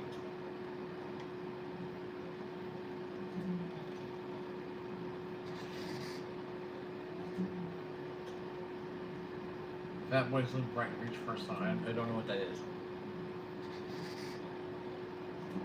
Is that something you want me to look up?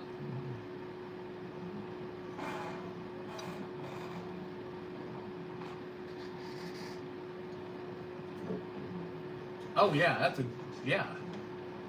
multi-spectrum thermal camera. Yeah. On a quadcopter, that's good for spotting. Yeah.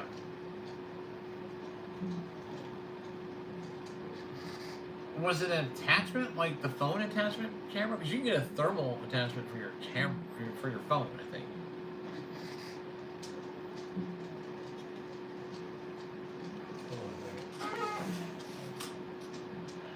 Oh my gosh, it's bright outside. Ah, sunlight.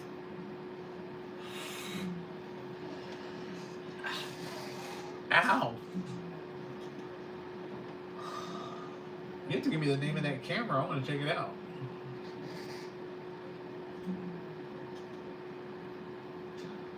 Well, yeah, analog, I guess.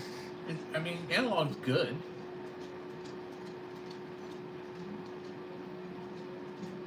You have to get the name of the camera. I want to see what it is.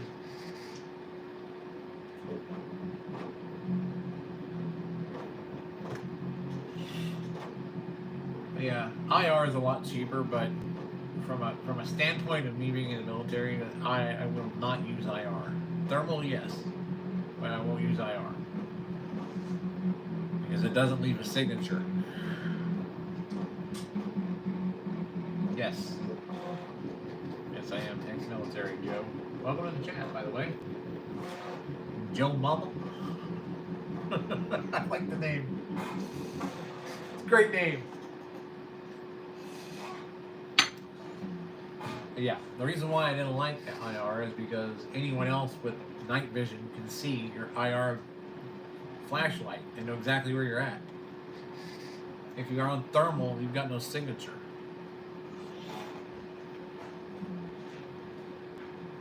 Iceland. Oh, greetings from Iceland. Oh, greetings from the hottest damn place on the planet so far. And it's the armpit of California. Okay, Australia's probably got us beat, but it's still hot. Which is why I'm not in the garage right now. Normally I would do the live in the garage, but that's going to have to be during the colder months. I have to do the assembly and stuff in the garage on the fans, on the EDF fans. But I'm glad you're here. Glad you're here. Glad Iceland is here in the chat.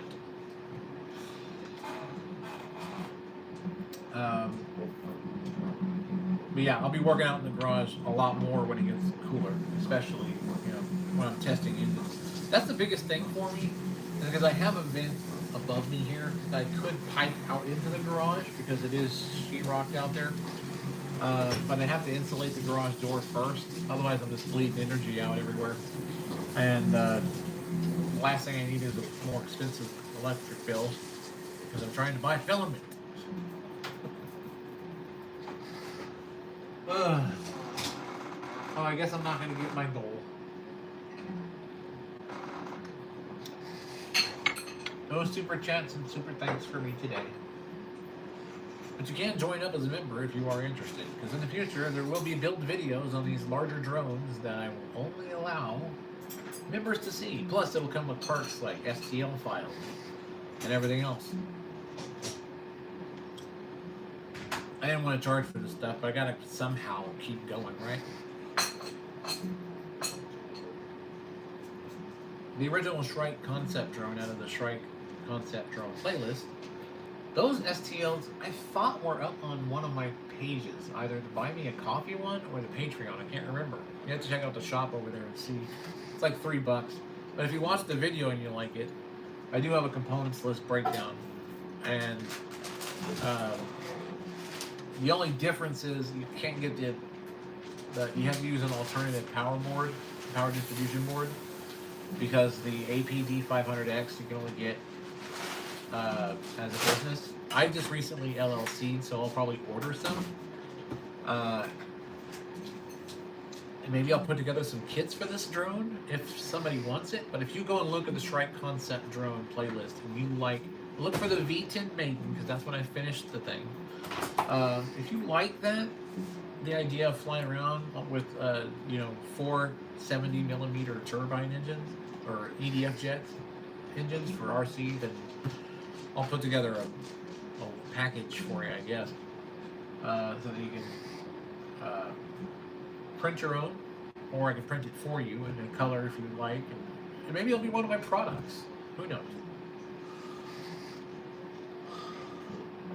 That's if someone's interested in doing it. Yeah, you'd have to be interested in doing it as a novelty item, because with the battery you run in it, you're only going to get so much flight time.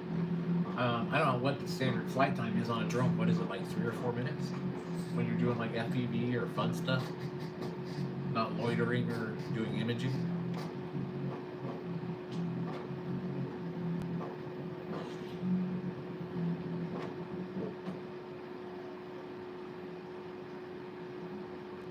You have to deserve what?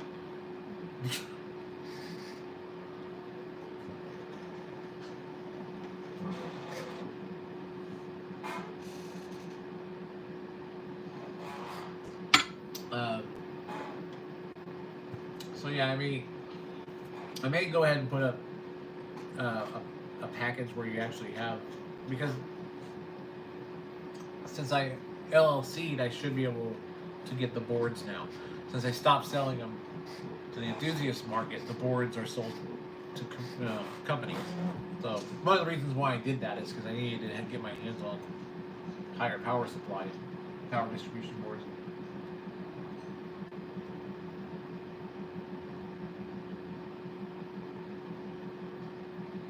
Well, if I don't have the rights to the music, I can't play it. So it's like one of those situations where I try to avoid copyright strikes. So it's I don't think you can play. You can't play music on live. I've seen people do it, like in the background. So I don't know how they actually get away with it. To be honest with you, because to my understanding, you can't play people's music on a live. That would be a copyright infringement. And all of the music that I have in my videos, I have license for. And it's usually Adobe stock audio and things like that, but it's pretty good stuff.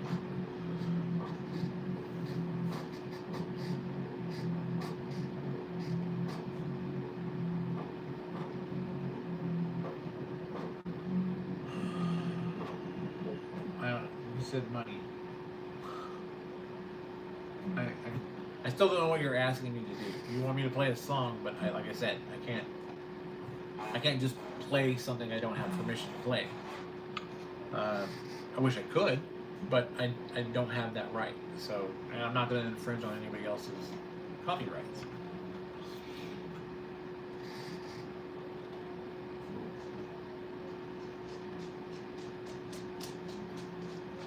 You have a newspaper? Is it like an online thing, or is it physical?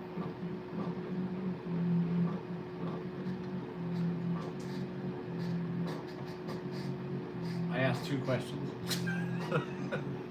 Is it online and physical, or is it the first one, online?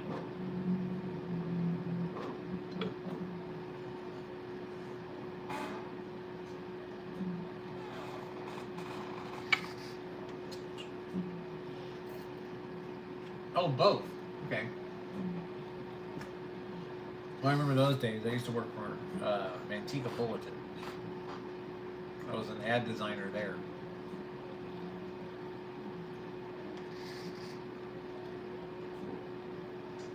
Current price from Axis Flying 256, 250. Still isn't bad.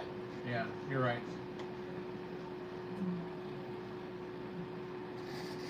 Huh.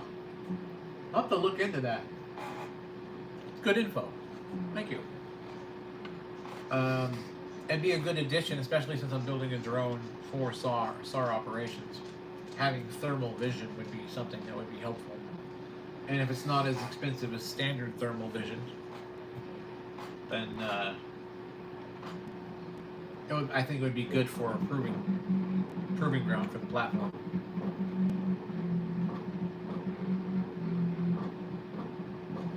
Let's look it up. He says, can we do this? Let me take a look at it. Let's see what she looks like.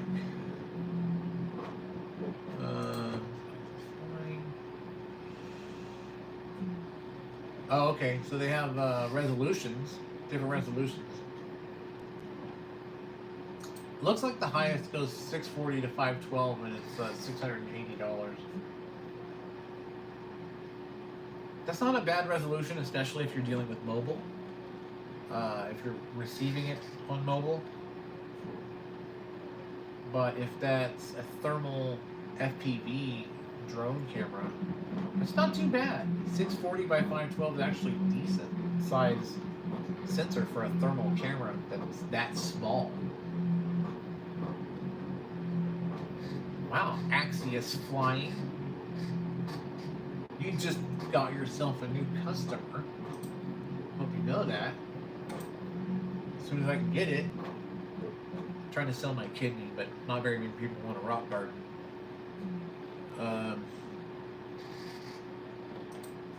Yeah, Axios. That's cool. I like it.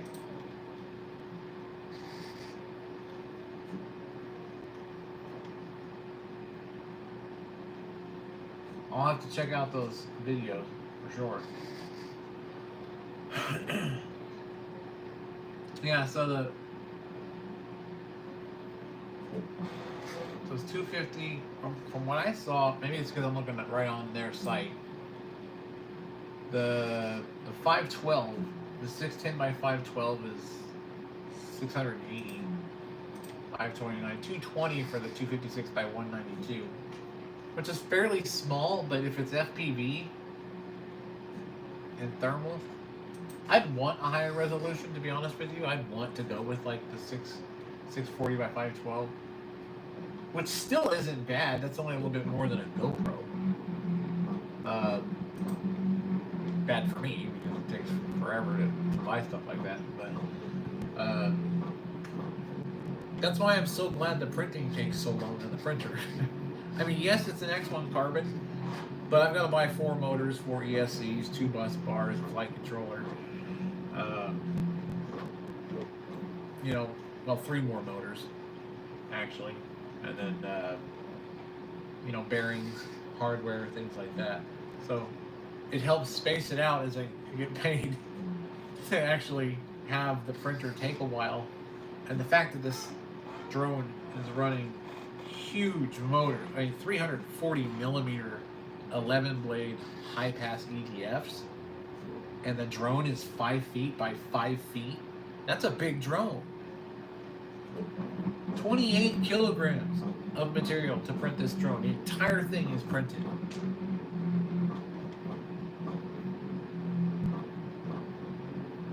Bunnies from 200. That's actually pretty good. 200 feet. Can you tell it was a bunny?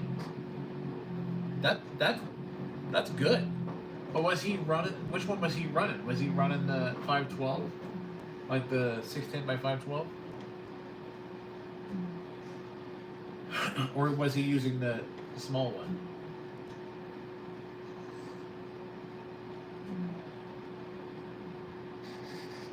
Oh, he had the 256.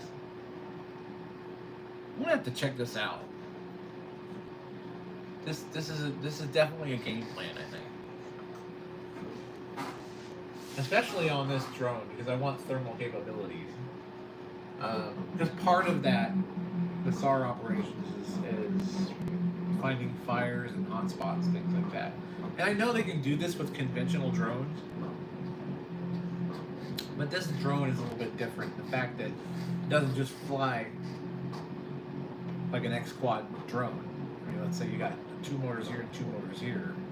This thing can gimbal and arm out at the top, and this thing can become as flat as a book almost. A big book, but a book. And it can get in between trees and things like that, or buildings, things like that. So, or gaps of a rock face, so that it can get to people.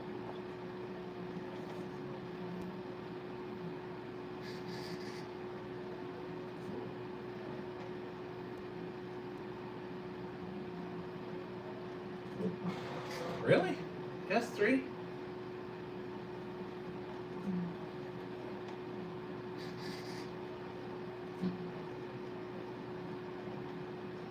So when does it start? Is it televised?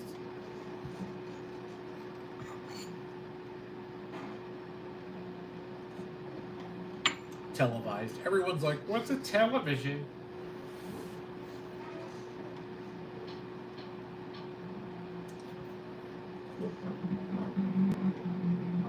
People think that because I'm older that I don't understand technology.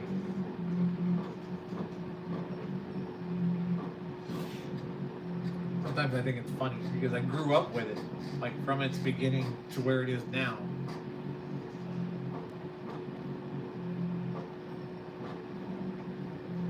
Oh, okay. It does sound like a fun summer job, that's for sure.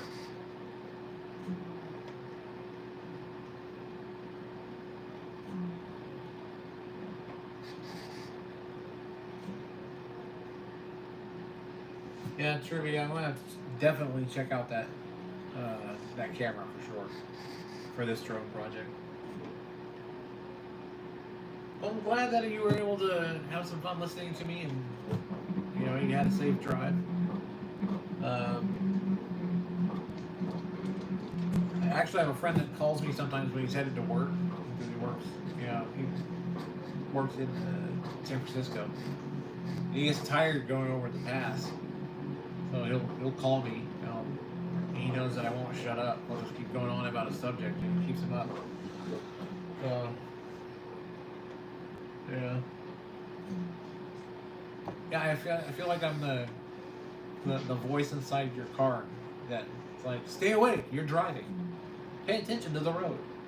Enjoy the conversation, but be aware of your surroundings.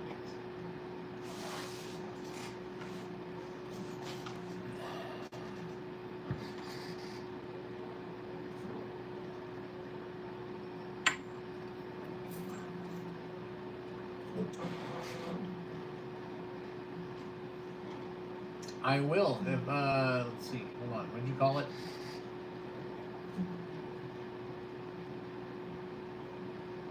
What's the name of the paper?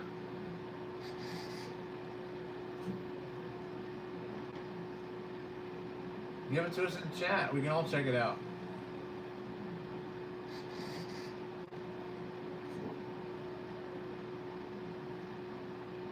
Don't leave without telling us the name of the paper. Or is it on your channel page? Is it something we can access through your channel page?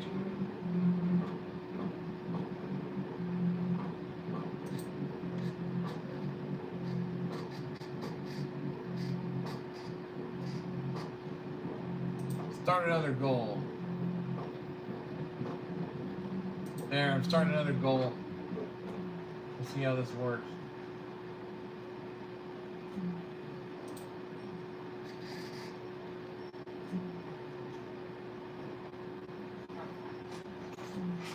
Yep.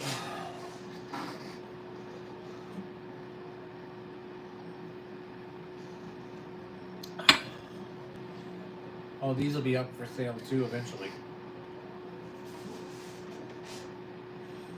If you want one. The one, and I'm like covering it up. If you're interested in a mug like this, after you watch the Stubby Fan compilation, you probably will want one. I don't think I got the name. Let's see. Did you mention the name? I think you just mentioned that you had a paper. I was looking through the chat, and I don't see where you mentioned the name of it.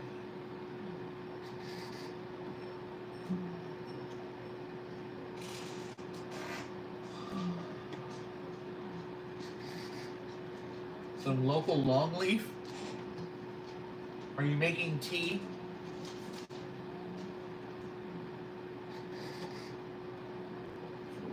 I didn't see the name, S3. If you want to email it to me, you can. It's fine. But if you want, you can give us the name in the chat. Everyone else can check it out too, if they're interested. Just give you some exposure on the channel. But if not, just email it to me. My email's in the bio on my page. My chair is creaky. I feel like I'm on a boat.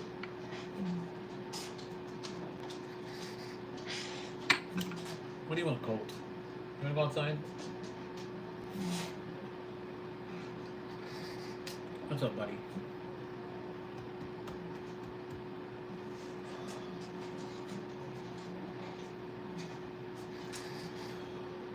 Let's see.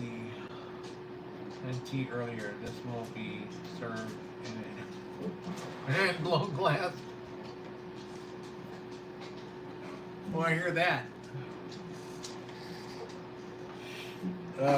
Sounds like a plan for me too, especially when I start playing the game. So, we had one vote for Elden Ring, or I'm sorry, Red Dead, but I really want to play Elden Ring. But I want to make everyone happy, so it's like I'm putting goals up for the super chats and stuff like that. Like, I'll play what game you want if I reach the goal. If I don't reach the goal, I'm playing Elden Ring.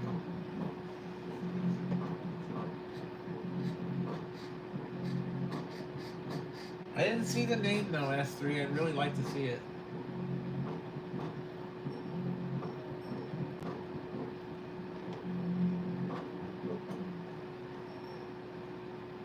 Hopefully he emails me, that way I can see it.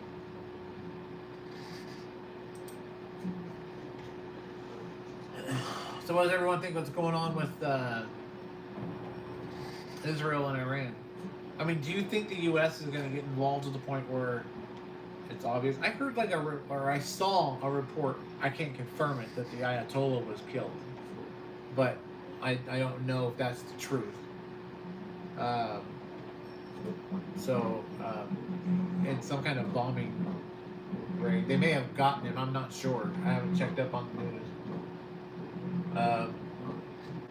But I mean, after that would happen, I don't see why the U.S. would be still posturing the way that they are, unless they're just securing the region because of who might intervene afterwards, because of the fact that they believe the U.S. is involved in all of it.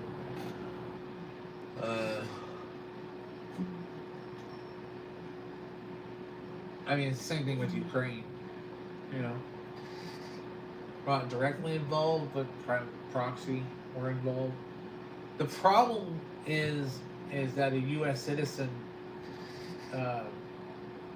didn't survive one of the attacks in Israel. So that kind of puts a finer point on it for the United States. There really has to be a response to that. So we've gone too many administrations with no responses to absolutely horrible acts of terrorism. So I think it's about time that we start responding in kind. Peace through strength, right? So yeah, you drop the hammer and then they stop. It's just that simple. Or a Moab, whatever you want to drop. But I think this has gotten so far out of hand. But on the other end of that too, it's kind of like, and I've noticed, especially on Instagram, as soon as something like this happens, and it isn't just the Palladians that come out, it's every person that believes that the end times are right around the corner. I mean, I personally think that they are myself, but they literally try to find validity in actual events that are taking place separate from the larger event, and they take that and they compare it to the Bible, but they're taking so much out of context that you have to be careful what you listen to, and it really confuses people sometimes, because they're like, oh, so we're in this part of the tribulation? It's like, no, we're not. That hasn't even started yet. Okay, this isn't even the beginning of the tribulation. As depicted in the Bible, of course. But most people, even people who don't believe, they do it just for likes on Instagram and stuff like that. They go, oh, well, you see all this happening, it could mean that the Antichrist is this and that and the other. And it's like, you don't even know what you're talking about. You're just making something that people will see and hopefully like and view, and you can make money somehow. And I get that, but baiting people into something that isn't real is kind of sketchy. And then you've got people who remix the reels where they're just reacting to somebody doing a funny reel so that they get the view for it. I never got that. It's like, make your own content. That's the whole point, right?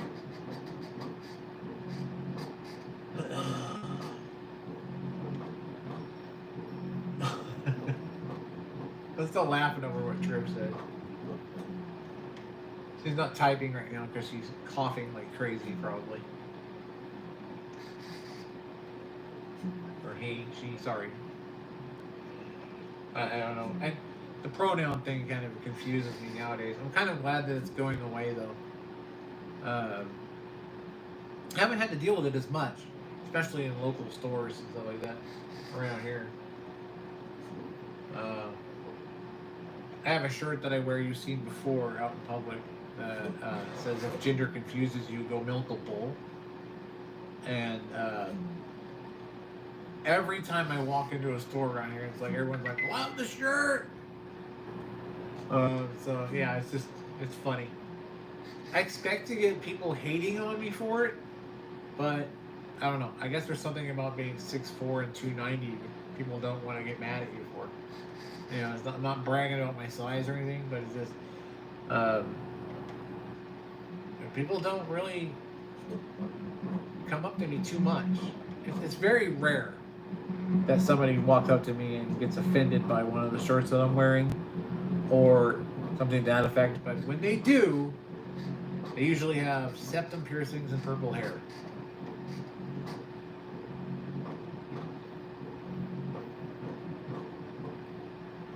Oh, she mother of four, you turned 50 this year.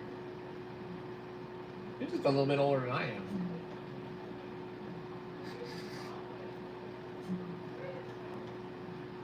Everybody knows how old I am, right?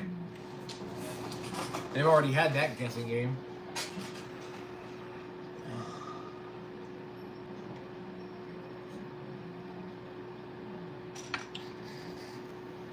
I am 400 years old. I'm just kidding.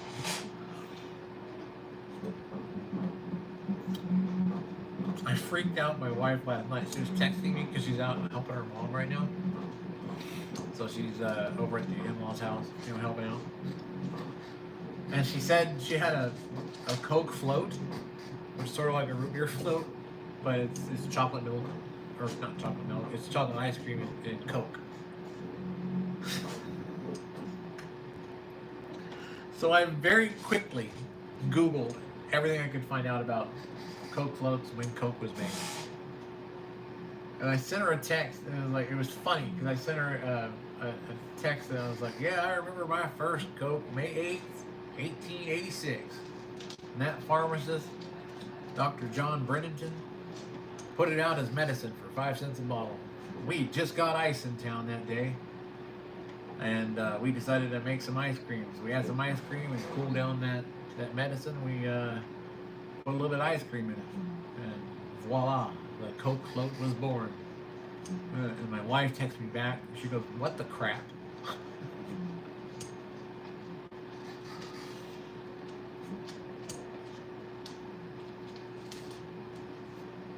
Fiber optic gyros.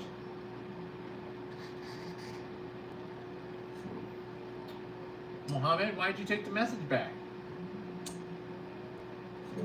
You retracted your message. I already saw it. Did you maybe say something else? Is that why?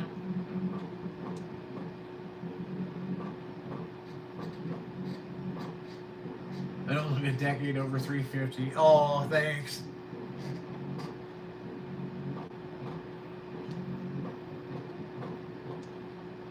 Mohammed, what were you saying? I wanted to see what you had to say.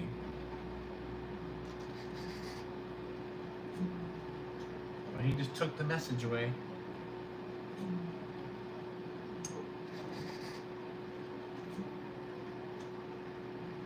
I'm only 1 year younger than Triv. I'm 49. Does it show yet?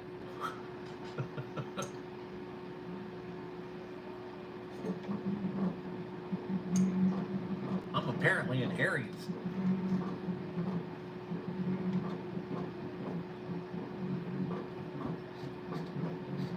Sal, see you later. Thanks for stopping by. I appreciate it. Glad you got where you're going safely. I keep waiting for more people to come on and watch the lives, but most people don't. It had a lot to do with a specific individual who doesn't like me. You were born on Halloween? It's a little bit terrifying. During the harvest moon, how many sacrifices were made before you came into the world?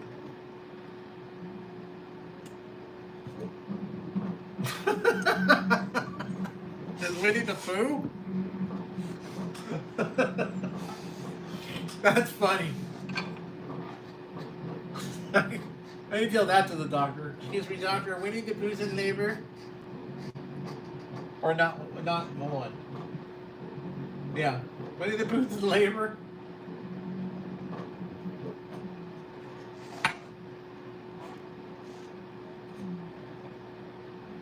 Yeah, I could see how that would work.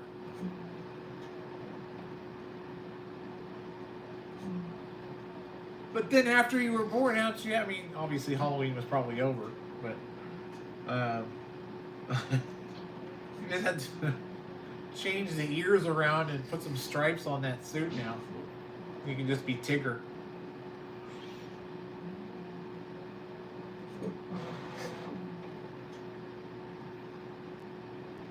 $12 noon on Halloween. There's nothing weird about that at all.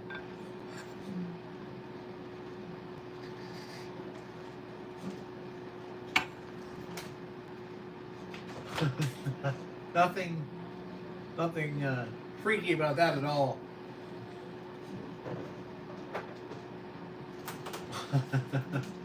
Can you imagine that? Someone walking into Halloween dressed as Winnie the Pooh having a baby? Oh man.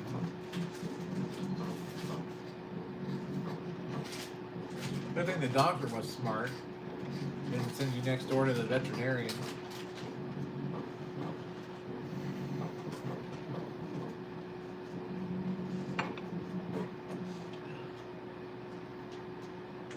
Oh wow.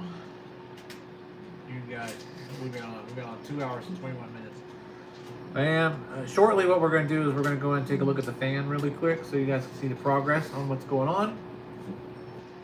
And then we are, my watch is like, get up. Shut up, dude. Alright. And then what we'll do is we'll end the stream, and then a little bit after I eat, I will start a stream. I really want to do Elden Ring. A10s want me to do RDR. Maybe I'll do both. I'll do Elden Ring for a little while until it frustrates me to the point where I want to throw the controller at the screen. And then I will switch over to Red Dead so I can take out my frustration on all the NPCs. Which Glory specifically told me not to do anymore. But I do try to play the game legitimately. The only problem is I get off my horse to help a woman in distress and she pulls a gun on me. So when I shoot her, this isn't the game, YouTube, so don't freak out. Then everyone gets mad and then goes, oh, witness. And then goes to report me to the cops. It's like, she tried to rob me. What am I supposed to do? It's the Old West.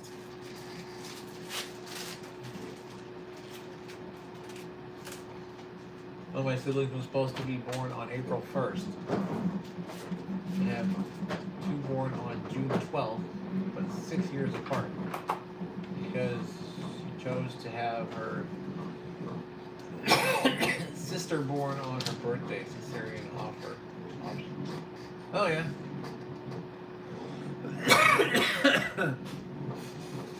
My wife had to have a cesarean for both children. Both my daughters. Because my first daughter was 11 pounds, 8 ounces. And my second daughter, my youngest, was 12 pounds, 13 ounces. So yeah, she had a cesarean. Can you imagine that? My first daughter's cry was so unique, the nurse recorded it for a ringtone. And now she can sing like no one's business. And my daughter can sing. She's got a voice. I kind of wanted her to get into singing, but, you know, just let her do her own life, you know. But yeah, definitely cesarean was the option. I don't think my wife would have recovered from a natural birth of a 12-pound, 13-ounce baby.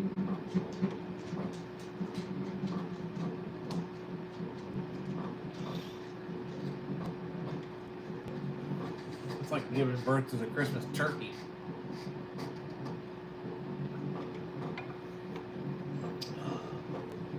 But yeah, my friends, it looks like We don't have a lot of traffic today on this live, probably because I don't have a cleavage. So my apologies for that.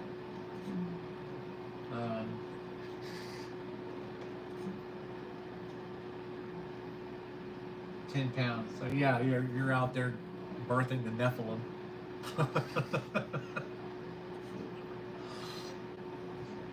The giants. You're like, hey, how old's your son? Oh, he's 15. Well, how tall is he? 7'12".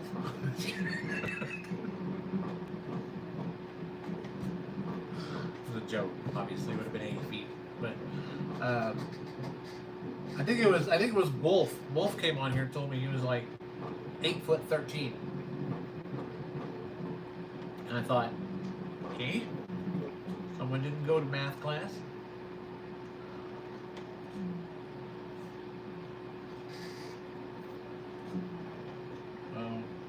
Again, when they were ready, all of around 10. When you say all, how many do you mean? 50 weeks? Damn. At one point, I would have just been like, eviction notice, roll it up. But, you know, I can't have kids, so.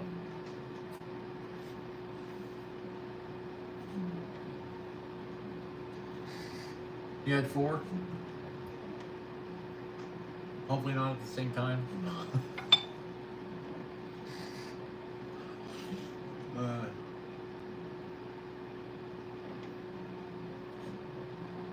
You were born with kneecaps. What?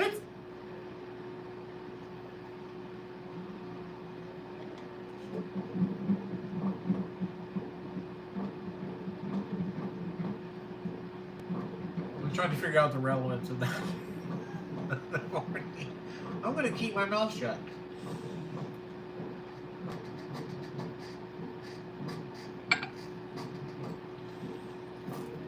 Yeah, I was thinking about that, and I was going, how were you born with this? That's how long you spent there. You're like, this is my first apartment. They're going to have to evict me.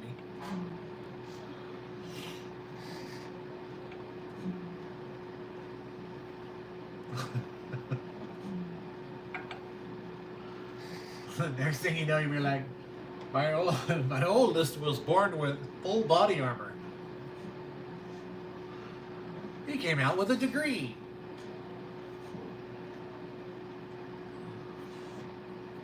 Oh my goodness.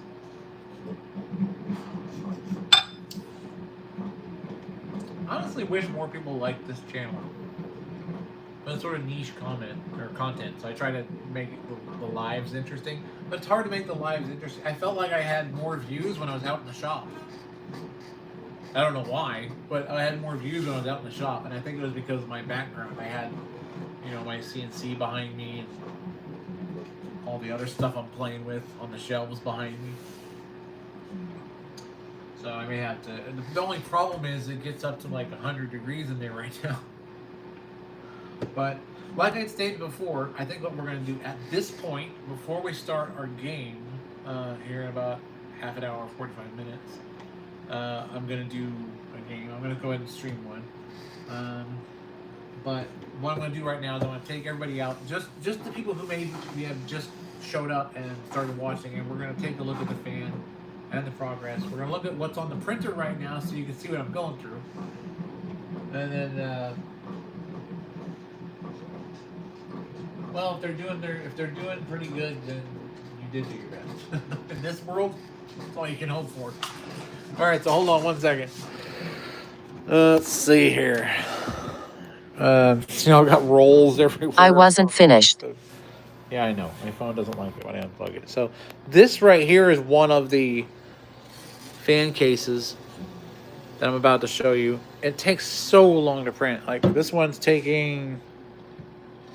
well, it's got 5 hours left, so it was about 11 hours for the whole thing.